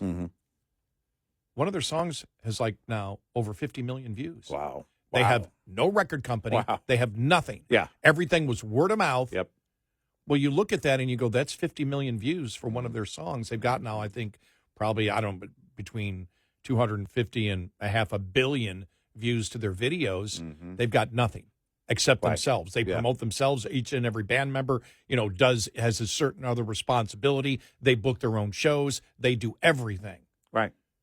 Well, you look at it and you said, well, they don't need any infrastructure. They don't need any corporates. And, of course, they've got the whole Patreon thing where people support them. Right. Yeah. Well, and you look at it and you're like, well, then you're taking away the ability. If you're taking away the political fact-checking now from the so-called elite liberal media, once that goes in that direction, it's not coming back. Not coming back. Nope. And so does the same thing going to happen with massive entertainment across the country? I think there's a good chance. We're seeing it. Yeah. And I know people, too, that have, tens of millions of views for the stuff that they do. Oh, yeah. And when I go to certain, people that are, doing documentaries or whatever, and you say, My God, that's got 10 million views. Well, that's more than MSNBC would have in a year of. Yeah, exactly. 866-90-RED-EYE. Coming up, more with Gary McNamara and Eric Harley. It's Red Eye Radio.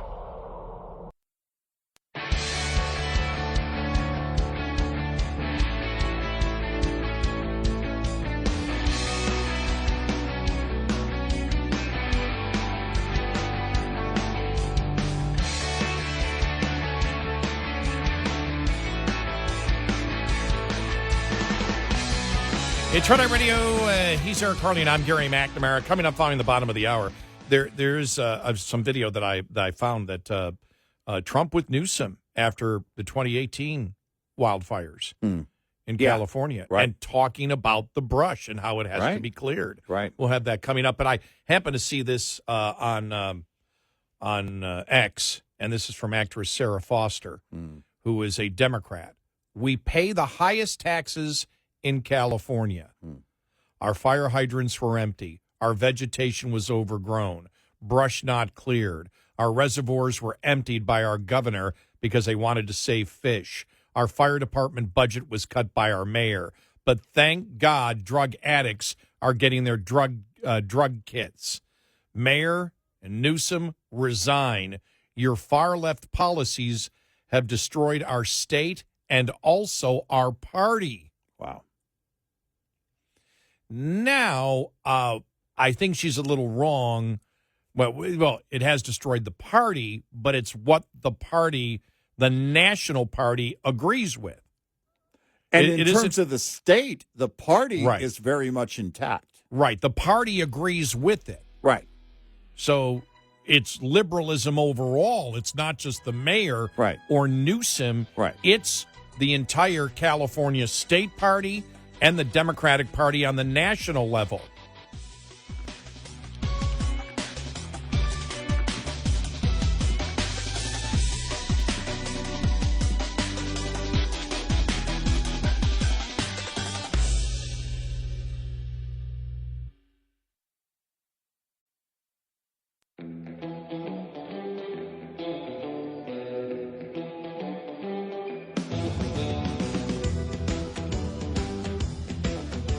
You're listening to Red Eye Radio from the Uniden America Studios.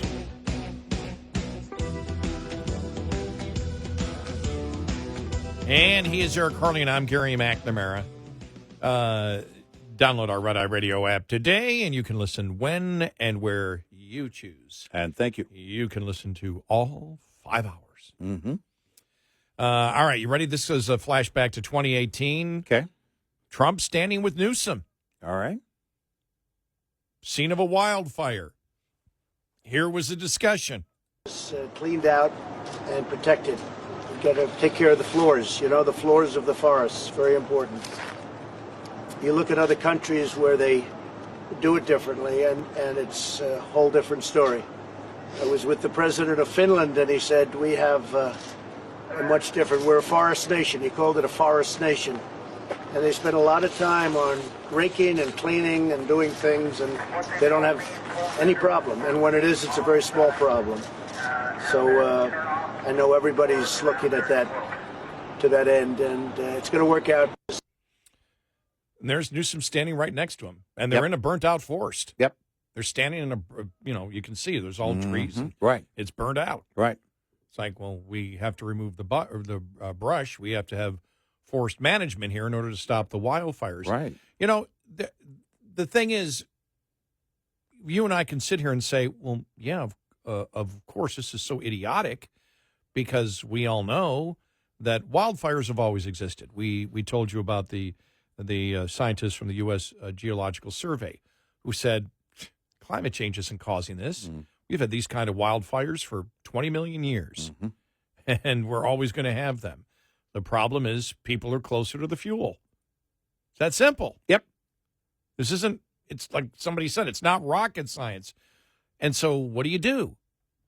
Once you have one fire, 2 fires, 3 fires, 10 fires, 100 fires, 1,000 fires, you sort of figure out what the cause is, right? Yep. And how to better be prepared going forward. I mean, that's the thing. Right. Is that, well, why do we have a fire hydrant in California? Apparently, just for aesthetics. So dogs know where to go? In California, that's it. Number one for the dogs. No, sort of number two. Well, number one and number two. Okay. And but that's part of preparation, infrastructure. It's common. Everybody, and it's common sense. Everybody knows you've got to be better prepared. You think about the you and I have covered I don't know how many hurricanes over the years, and still they build houses on beaches, and they're lovely. I've stayed in a few, but man, during a storm they're very dangerous. Well, what happens? Well, in some areas they got to be on stilts. They got to have certain things. The code changes. Can you protect yourself from a hurricane? Yeah, you can get out of the way of it. Yeah. You leave. You leave. Evacuation, which means infrastructure. You have a plan in place for directing people out of the way. We've seen that happen, and we've seen it done successfully time after time after time. I think Governor DeSantis in Florida has handled all the storms under his watch very well. You're prepared. You stay prepared because you know what's going to happen. Florida knows there will be more hurricanes. They know this.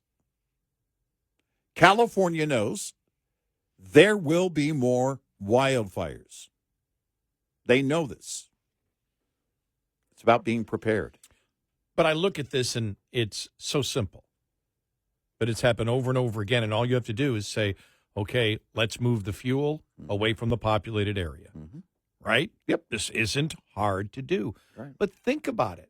We've had over the last 40 years in this country, and it's mostly been liberals, even though you had some moderates and Republicans jump aboard the whole climate thing. But think about this. During the campaign when Biden was running, Biden was saying we are going to have a grid that runs on wind and solar. Remember, it wasn't until after he became president where they added in nuclear. Right. Because they were told, you can't do this, you can't do this. Right. But the media didn't question. Engineers did. People that understand science did. We did because we understand the science of solar and wind. It's not hard to figure out. No. An elementary school student could do it, yet there was Biden promoting day in and day out, we're going to run the grid on solar and wind. Yeah.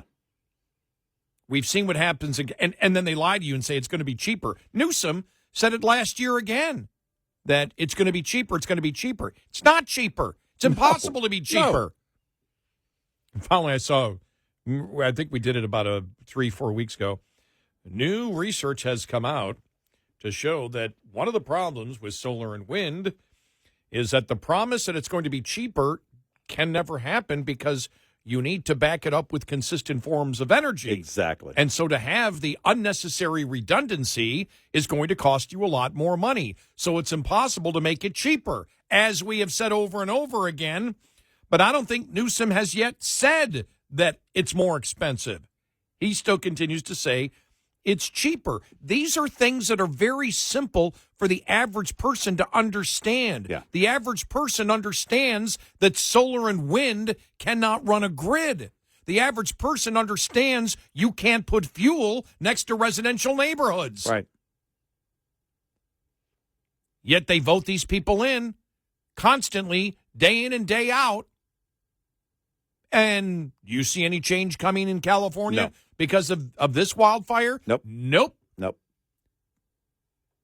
But it's not like you weren't warned. They told you what they were going to do, and you know what happens because you've experienced it time in and time out, time in, whatever. It just keeps happening. And then who do they want to blame? The guy who's not in office and insurance companies. Yeah. And insurance companies go, well, if the government's going to allow, if you're going to allow fuel next to homes, sorry, there's been too many wildfires. We're not going to insure you anymore. And then we know the debate. You mentioned houses on the coast, and every time a hurricane hits, and the federal government, with their flood insurance, covers it. Mm-hmm. Well, then people build back up again because the government's going to do it. And people are like, well, why are we doing it? Well, because insurance companies won't do it. Well, then why is it necessary for the taxpayer to do it? Right.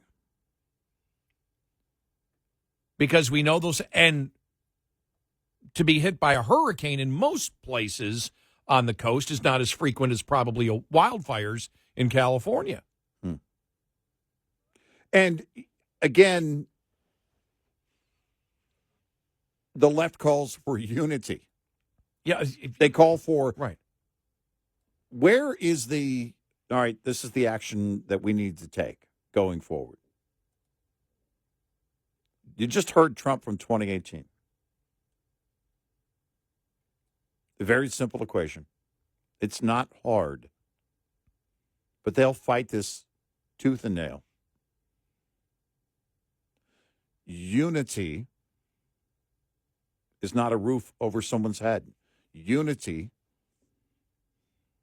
is not water in a fire hose. Unity is nothing but imagery. Yeah, means nothing to me. I'm not going to unify with idiots. You're going to get zero cooperation from me with someone like Newsom.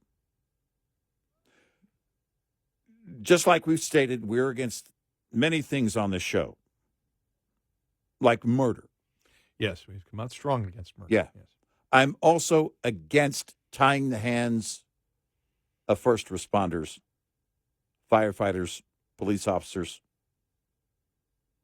I'm against a policy that works against them. Call me crazy. I really wonder what will happen now.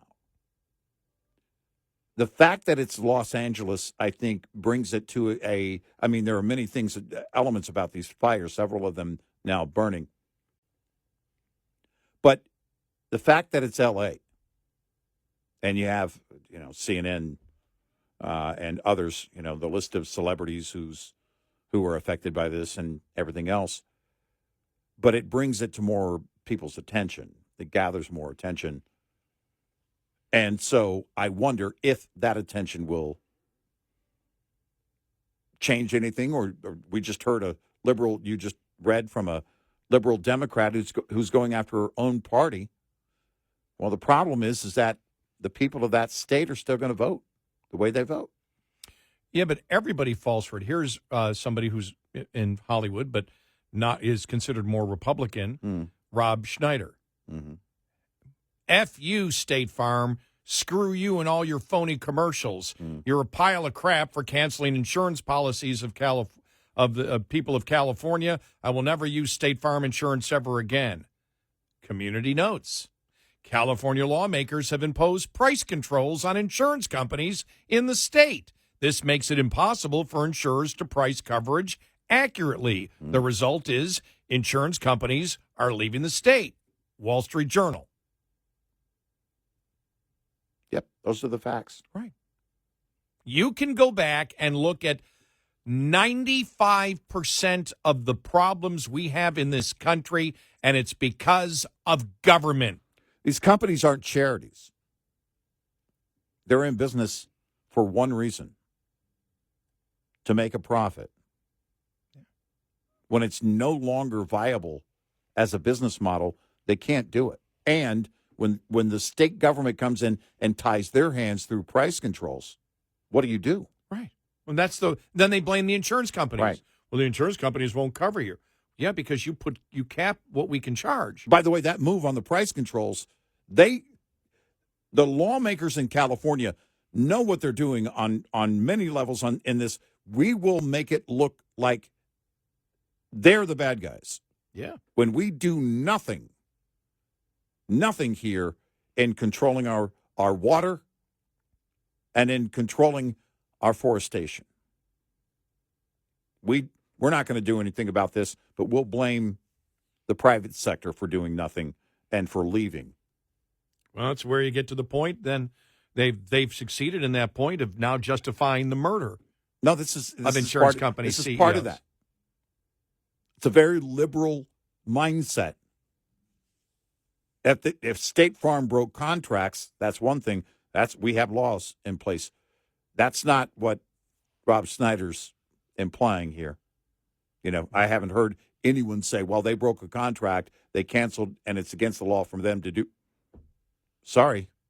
You can't stay in business when the costs are through the roof as a result of government policy. There's no way. Well, the government policy is what creates a much greater chance of fire burning your house down. Exactly. And then the price controls on the so they're getting the private sector from both ends and then blaming the private sector for it. And the idiots are jumping aboard going, oh, yeah. They're so evil. We should murder them. Yeah, this is where we are as a nation. 866-98 Red Eye. Lines open for your calls. 866-90 Red Eye on Red Eye Radio.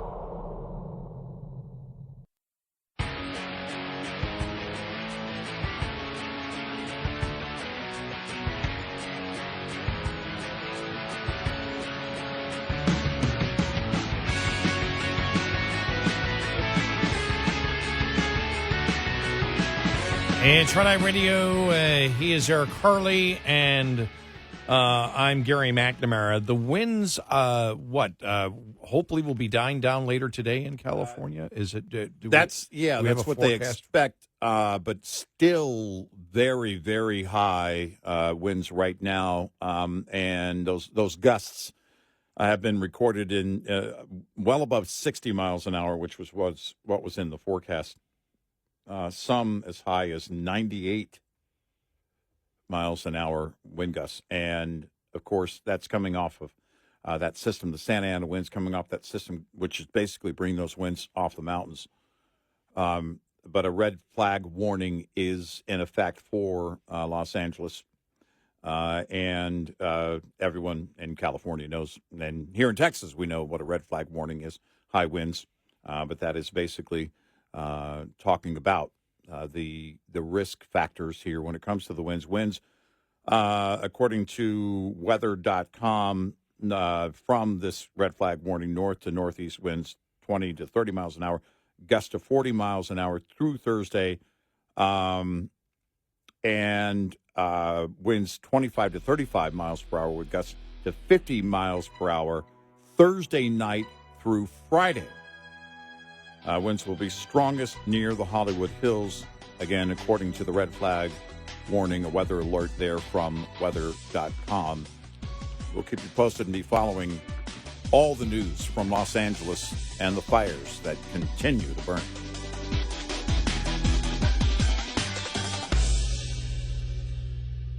This is Red Eye Radio on Westwood One.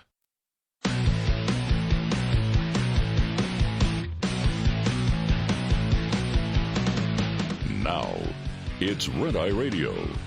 Gary McNamara and Eric Harley talk about everything from politics to social issues and news of the day. Whether you're up late or you're just starting your day, welcome to the show. From the Uniden America Studios, this is Red Eye Radio. All across America and around the planet, we are Red Eye Radio. He is Eric Harley, and I'm Gary McNamara. Good morning. In other news out there, the labor union representing some 45,000 U.S. dock workers reached a tentative agreement with port employers on Wednesday, averting a strike on the East and Gulf Coast ports later this month. In a joint statement, both the union and management announced they reached an agreement on a 6-year contract, which gives the latter the ability to ratify the terms of the final contract.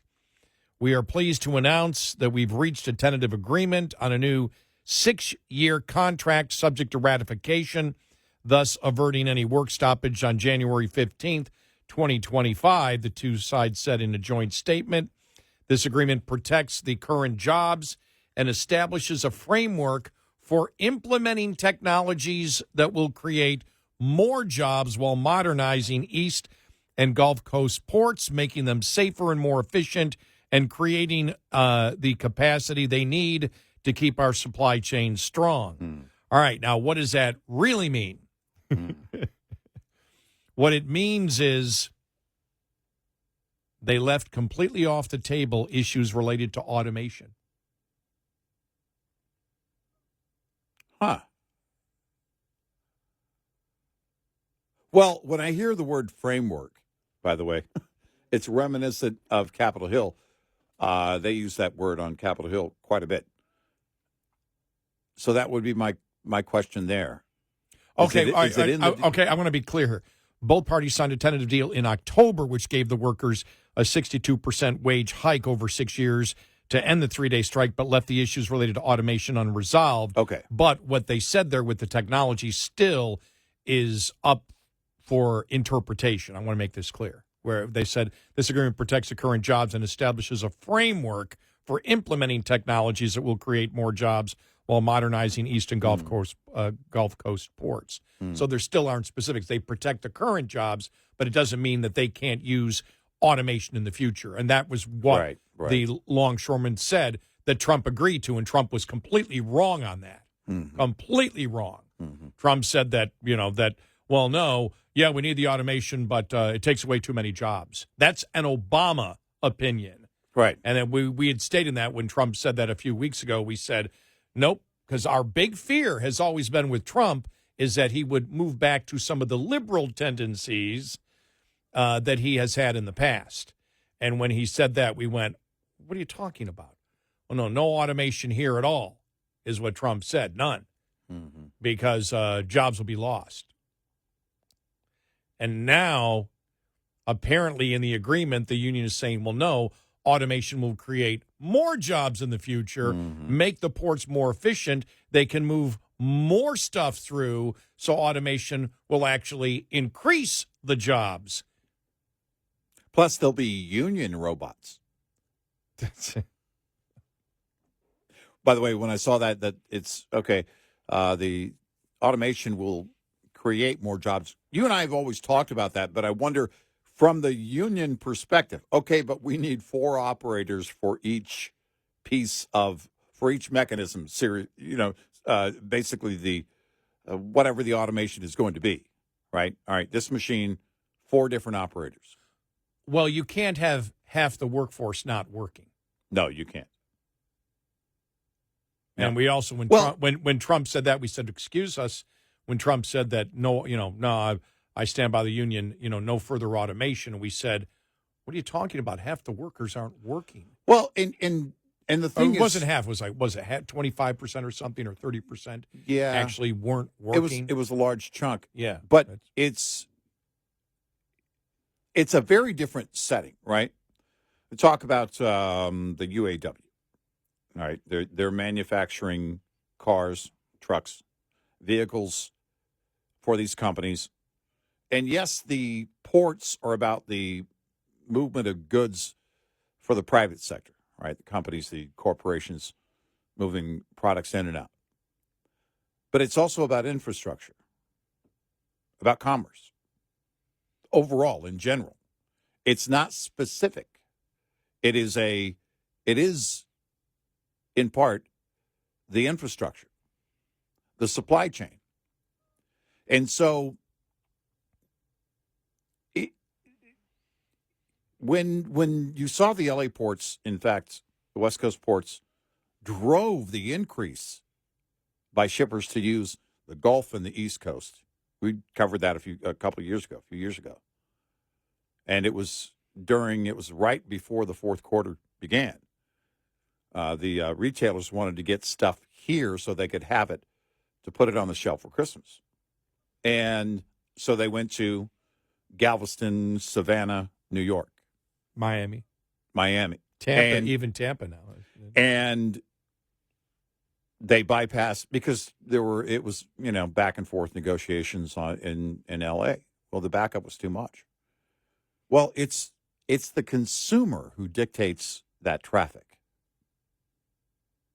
and if the economy is booming, that's part of the supply chain infrastructure, and this is why I said before, automation is going to happen. Efficiencies are going to happen because the consumer, the collective consumer, is going to demand it. That's just the way it works. If you talk about Ford or GM or, any of those companies the UAW is a part of, all right, yeah, that's part of the supply chain too. But the ports are part of the infrastructure, the in and out that covers many different industries, not just one. Why didn't Trump take the opinion, which is the populist economic narrative, that why did he side with the union and say no technology? And we always knew there would be new technology. You have to. Mm-hmm. You have to, because our ports are not the most efficient in the world at all. Right. Why didn't Trump say, well, I really don't care about this because we're going to make all the products in the United States, and with the tariffs, we're not going to have as much foreign goods coming in. So the union wanting to increase their wages when there's going to be less. You understand where I'm going here? Yeah. Because that's the whole point. The tariffs are to stop importing stuff from outside the country and build all in the United States. Yeah. And so why are you siding with the union for a huge raise and for no increase of technology, right, and to make it much more expensive, unless that was the thing. Well, if we make it unless Trump's thinking if we make it much more expensive at the ports, that means you can buy domestic goods, unless that was his point of view on that one. Oh, yeah. Now, he didn't say that. He didn't say that. I'm reading. But I'm reading into a lot if of we it, were to ask him a question of follow up or something, okay, well, you want to put tariffs on products and everything else and increase manufacturing here in the U.S. So do you think by making it more expensive to go through the ports, people will also be more inclined to demand domestic production, blah, blah, blah? Yeah, but we know the reality. The reality is not the reality. The reality is it doesn't work. We're going to be importing a ton of stuff, and we'll always import a ton of stuff. And again, when it comes to if we want to talk official policy by the government, which if we want to, move fully over to tariffs, it doesn't work because, again, it hurts the consumer. We pay for that. Other nations don't pay for it. We pay for it. They may suffer some consequences as a result of those tariffs, but in terms of literally paying for it, if you buy an imported product that has a massive tariff on it, you pay for that. And then domestic producers are going to raise, because the idea is what? Protectionism. Well, you're protecting who? Domestic producers. So they're going to make their product. And if you're protecting them, you want them to be more profitable. How do they become more profitable? They raise the cost. How do they stay competitive? They stay below, as long as you stay below the tariff price of anything imported. And then you've got the equation on both sides. By domestic, it's more expensive. By imported, it's more expensive. But what we saw with steel was, because when J.D. Vance was out there saying, we didn't have massive inflation. Mm-hmm. No, but the cost went up. You had inflation. We always have inflation. It's whether it's out of control in inflation. But what you saw with the steel tariffs was a loss of jobs in American companies that use steel, because it became more expensive. Right. And this is where we have said, whether it's Democrat or Republican, whether it's the new Republican populist economic theory that we, through tariffs, can manipulate an economy better than the left through regulation can manipulate the economy. Well, you're still manipulating the economy, and the cost is passed on to the consumer. Right. It always is. Yep. And, J.D. Vance was trying to make the case, well, it didn't cause it didn't cause massive inflation, but of course prices went up. That's why there were layoffs which the Wall Street Journal documented all the layoffs that existed after the last steel tariffs. Right. And which is why George W. Bush had to rescind his steel tariffs like within 18 months after they put it on, because you had job losses in other sectors of the government. Right. It's the simple concept. Every time we do it, we get people angry at us. We're like, well, but it's economics. It's the same thing. The left tried to sell you that if you increase the minimum wage, there is no effect. Well, of course there's an effect. Yeah. If you raise the minimum wage in just a small number of businesses, there's less of an effect. Right. If the minimum wage increase is less than originally anticipated, if you were going to have 50% increase in the minimum wage, but you only do a 10%, well, that will have less of an impact on the economy than 50%. It's commensurate. The effect is commensurate with the increase. Right. So, that's what we have seen over and over again, which is why they don't come in and raise it over a period of years, right? When they implement new policy, they do it in states all the time. And, all right, we're going to do this, but they don't do it all at once. Well, let's put it this way. If you want to look at the minimum wage, anybody know the minimum wage in Texas? $7.25 an hour. Is it $7.25? Yeah, that's still the federal. Yeah. Does that affect anything in the state of Texas? Nope. Does that affect people coming here because there's more opportunity? Nope. I saw a friend of mine, Ray Collins in Sarasota. Used to be a great TV anchor. Was a TV anchor in Tampa and Buffalo. I met him in Buffalo. We used to play basketball together. Now in real estate in Sarasota. Man, he's great at what he does. This is a guy who knows how to diversify and do different things.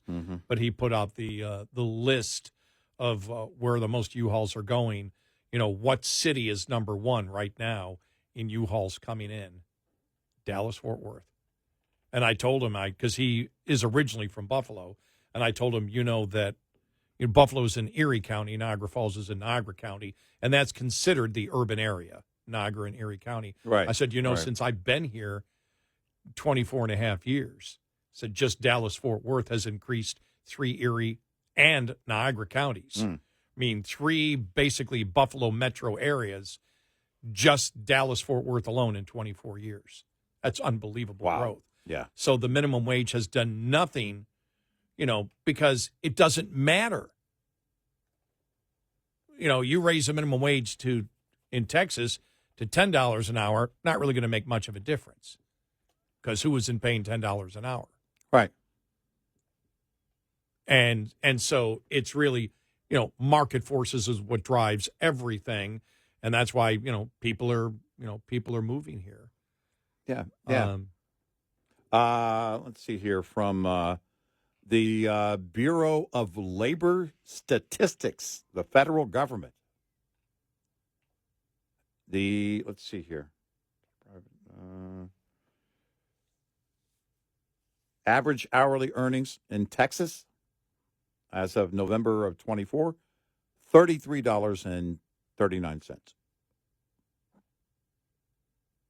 Minimum is, what'd you say, $7.25? $7.25. All right. Yeah. Now in California, the average hourly is $40.24. Liberals always say, well, but see, the average is much lower in Texas because the cost of living is much lower. Cost of living is way higher. The point being is when it's way higher in California, you've got to pay them more. I remember on the BART, Bay Area Rapid Transit, I think they were on strike or about to, but the workers were saying, you can't live in the Bay Area. I forget what they were going to pay them.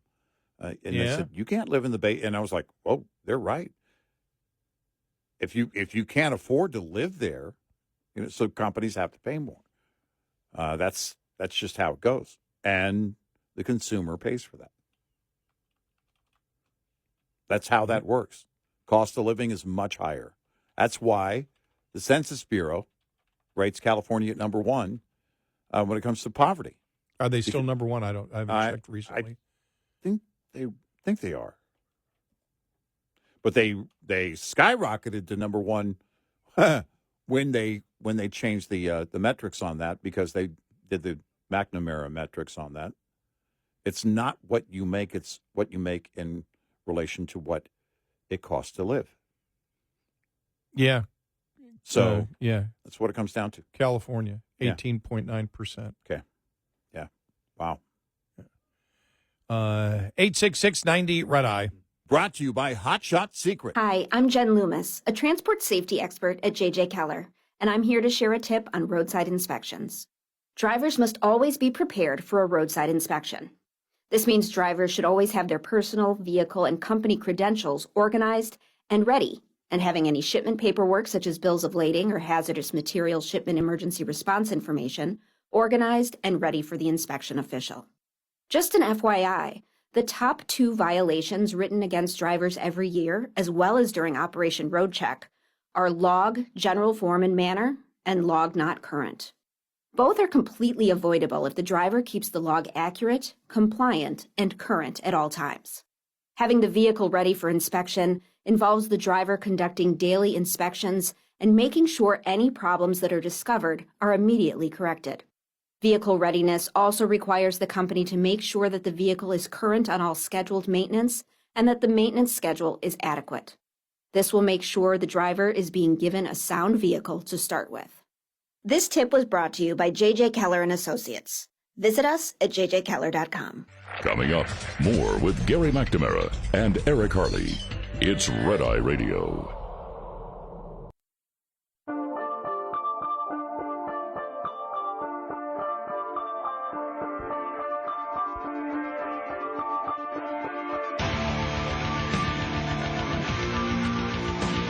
It's Red Eye Radio. He's Eric Harley, and I'm Gary McNamara. Welcome and good morning. It's really interesting, Eric, when you go to, I just when I looked, okay, what's the highest, poverty state? And, you and I had always said before the U.S. Census Bureau on the poverty level looked at the after-tax income, after all the taxes that you have to pay, and then the cost of what goods and services are to survive. Yeah. That's what the true poverty rate is. And when they did that, California went to being the highest in the nation a couple of years ago. But I looked at so many of the other ones that check out poverty. I'm looking right here. This poverty level here mapped. Poverty rates in the United States. The official poverty measure defines poverty by comparing pre-tax annual income. No. You can't do it that way. It's the wrong way to do it. The person takes home. Yeah. It's what you take. It's what you take home after you pay for your necessities. Now, you can manipulate that too if necessities are, I don't know, the latest iPhone every year. Yeah, and Mercedes. Yeah, and 5 pounds of pot a week. Your habit, I mean, 5, why not 10?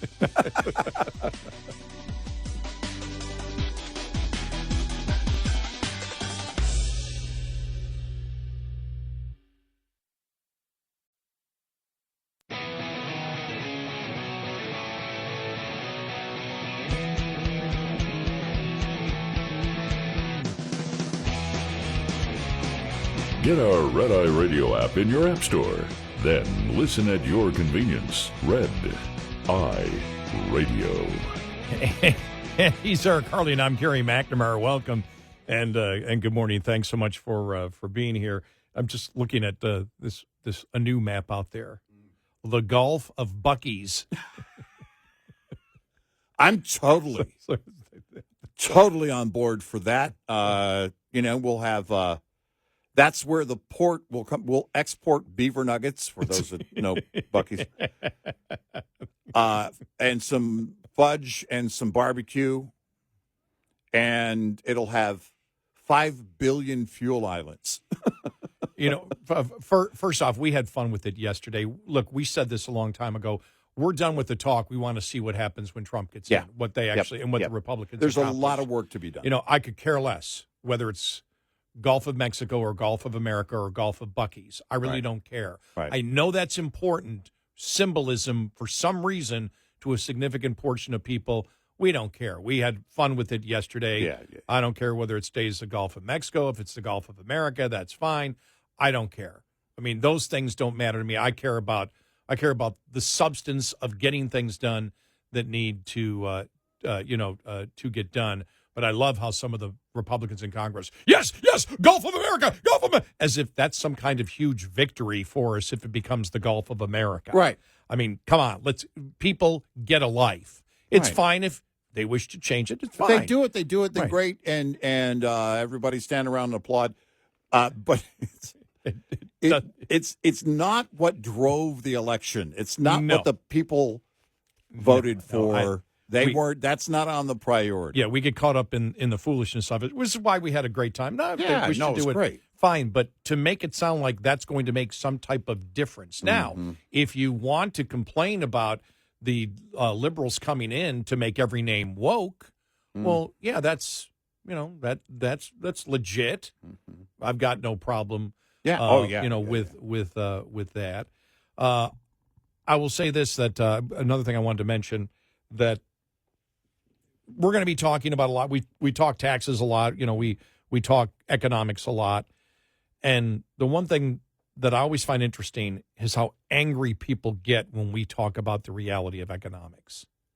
When we talk about the reality of economics, an opinion to me is, are the Bills going to beat Denver this week? What's your opinion? You think the Bills will beat Denver? Actually, I don't know. That's why they play the game. I'm not one of those that sits there and says, the Bills are going to win 21-17. Oh, you're an idiot. Stephen A. Smith says it's going to be 18-14. What are you talking about? It's going to be 42-29. And people screaming about it as if, they have the absolute opinion on it. Those are, I guess, guesses, but that's why you play the game. But an opinion, you think that person likes you. Yeah, I sort of think they like me. And then there's observing of facts, and economics is based on something that's very, very strong, which is how people respond to an incentive. And you can sort of figure that out and document that over the ages. It's a very simple thing. So if you're going to raise the minimum wage, it's going to have an economic effect. If you're going to now, the economic effect can be a number of different things that happen. It can be an increase in prices. It can be a loss of jobs. It can be a combination of both. It can be less product produced because the cost of it is greater, therefore less people buy it. But it always has an effect somehow, and just like tariffs. And if you wish to put in tariffs, for example, China, that is involved, for example, in stealing copyrights and patents and things like that. That's or is a communist, enemy of the United States. That's fine. Go do it. If you wish to do it in trade policy, that's fine. Don't tell the people a line of BS and say it won't hurt the economics of the United States in any way. Because then you're BSing the people. All we're asking for is to tell the economic truth. Now, if you say we're going to have to take some sacrifice and put some tariffs on here in order to negotiate something better down the line, fine. But don't. And J.D. Vance was big on that, if you remember, during the election. There's really no economic effect. Of course there is. There always is. When you raise prices. But what's the long-term effect if we're talking about leveraging against China? That's a big deal, because if we don't do this, and I said this during the first Trump term, if we don't do this with Trump at the helm, there's not going to be any political will to get it done going forward, I believe. So I don't know this time around in his second term if he's got a greater advantage or lesser advantage in getting that done with China, because when you talk about stealing intellectual property rights or stealing intellectual property, it is the destruction of innovation. Well, innovation is one of the massive ways that we expand wealth in the U.S.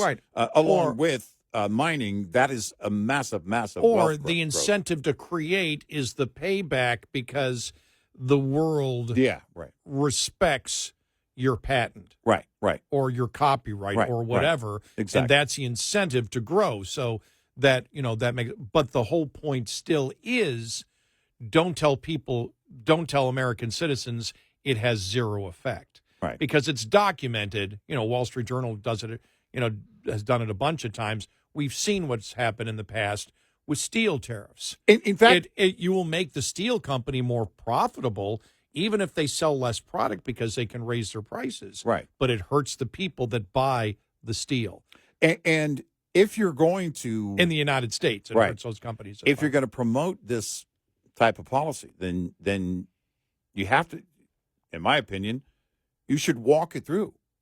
Because there is a difference between China and then, tariffs across the board. Yeah, yeah. And if you're going to... And either way, walk it through with the American people and tell them, all right, this is... And then you'll get the consensus. There is a lot of support for tariffs, going into this new administration. There's a lot of support for tariffs, but as you see the weakening of the economy as we get to the end of the Biden administration and the sensitivity of inflation, right? Those are all factors that have to be taken into consideration. Right. The other thing is, and I bring this up not to talk about tariffs right now, but actually last week, man, I had to block a guy on X who was just cursing me up and down the line because of I don't know actually what he was angry about. He was so angry, I didn't know. But it was like, you're a blankety, blankety, blankety, blank, blank, on visas. I went, what did I say? On visas? What's he talking about? The only thing I've said on visas is, there's a political component to anything out there. For example, you and I have talked about this. If, you've, on the visas, you've had people come forward and say, I was laid off and I had to train, my replacement from India. Well, you can't win that one politically in the United States. Right, yeah. You can't win that to defend the visas. And so we've stated that. But the other point we brought up is the whole, was it H-1B, right? Yeah. Yeah, H-1B visas. And my only comment on it was economics will decide where that goes. That's my opinion. And I'm like, you're furious at that? What? But I'm not sure what he was furious at because he was losing it. I didn't know what he was upset about because I've simply said, well, if it gets to the point, and I don't believe we're there yet, we may be in some niche industry. I said, but if you don't have the talent and you can't find it in the United States, those companies will outsource it, whether it's remotely. Yeah, right. Because they may do it remotely now. Right. And keep the company in the United States and hire them remotely. Or they will move those divisions to a different country to get that. Now, is that happening yet? No. And so that's a tough sell politically. But when it does, you'll know it. And economics will decide it, which is workers, from the economic viewpoint, are a commodity just like any natural resource is. And if it's not there and it's needed, the companies will go and find it. I didn't think that was worth. I don't think that opinion justified the reaction just from one person. Right. I only got one person responding to the entire conversation on it, but it was so vicious. But at the end, I went, I don't even know what his opinion is on the visas because I simply said this is about economics. There was a lot of stuff on social media about the declining birth rate in South Korea, and apparently, there was a huge discussion back and forth on it. You and I have kind of talked about it but the numbers came out in South Korea. There are more people aged 84 than 1-year-old, right? Wow. So that's a very dangerous place to be as a nation. Yeah. We're second to them in terms of the decline in the birth rate. That right there that kind of decline. That was with general legal immigration, not the visas. Right. Which we also exactly. We had that discussion. Right. And maybe he was upset at that one. I don't know. I said, well, no, we if the economy is going to expand, and we went through the history of, post World War II, especially women coming into the worst workforce by the tens of millions, and then an unprecedented baby boom. In order to get that 2.5% to 3% growth, or whatever it was in that average, I'm just using that that's a guesstimate. Right. We needed to have millions, tens of millions of new workers available to expand an economy. We're not going to get that with the birth rate, and we're not going to see a baby boom again. And I'm sorry to the left, but there isn't another gender that's going to come in no. and replace what women have done. So just like Trump has said, you're going to need legal immigration. We also did make the case, and maybe he was upset at this, when we said Trump surrogates should understand what Trump's viewpoint is on legal immigration, because they apparently didn't know as of last week. Right. And then all of a sudden it went quiet after it came out. Completely quiet after it came out, yeah. Which, by the way, it was already out, but apparently they were just learning it, and that's when it went quiet. We had talked about it before, back with the exchange with Jim Acosta, and I don't know, a number of times along the way. He's talked about it. All you have to do is listen to him. And it's mind-boggling how people don't and then grab the wheel and believe they're, steering the Trump ship. But it doesn't. Well, yeah. Well, that was part of that conversation we have with the Trump surrogates that exist out there that put out their own opinion as if it's Trump's opinion and say, Trump, I'm a Trump, MAGA. If you don't agree with me, you're a rhino. And it's like, well, Trump doesn't agree with you on that. Are you paying? You claim you're this great Trump surrogate, and a lot of these surrogates know Trump. It's like you know him, and you don't even know what he thinks on this. Yeah, and it's just it's pretty interesting. But it was such curse words. I don't really block people. Yeah, if people want to have but this one was like just cursing, and it was like. When you're cursing at me and I don't even know what your opinion is, it's like, are you okay? Yeah, right. Can I buy you a beer? Do we need a breath here? Or? I need you a beer? Oh, can I get you a beer or an edible? Right. Sorry, I live in Texas. I can't do that. Yeah. And maybe in some places, not even a beer. Right.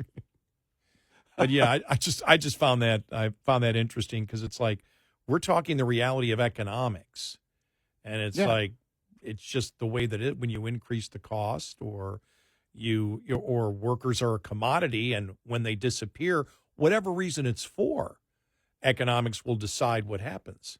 Yep. Yeah, I mean, when we talk about the ports, it's the economy that's going to drive the activity, all the supply chain, what runs in and out of those ports. And then they'll have to keep up with that. That's just the way it's going to go. I think the unions know this, but you're going to tap the brakes at every. I know that they're looking to keep their job. I don't want to change jobs. I don't want to. No, I get it, but the reality is something different. Yeah, and I don't know what that looks like or when, but more automation will be coming in because, again, the economy. The marketplace is going to decide that. 866-90-RED-EYE. Lines open for your calls. 866-90-RED-EYE on Red Eye Radio.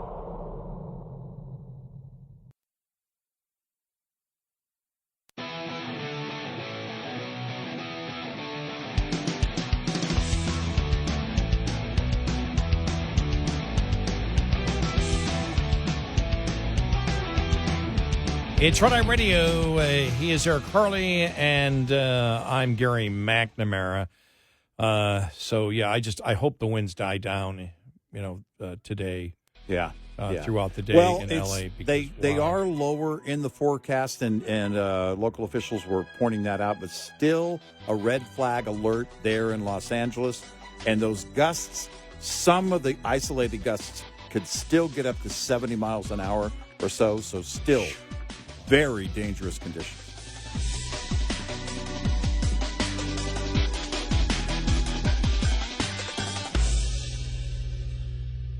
This is Red Eye Radio on Westwood One.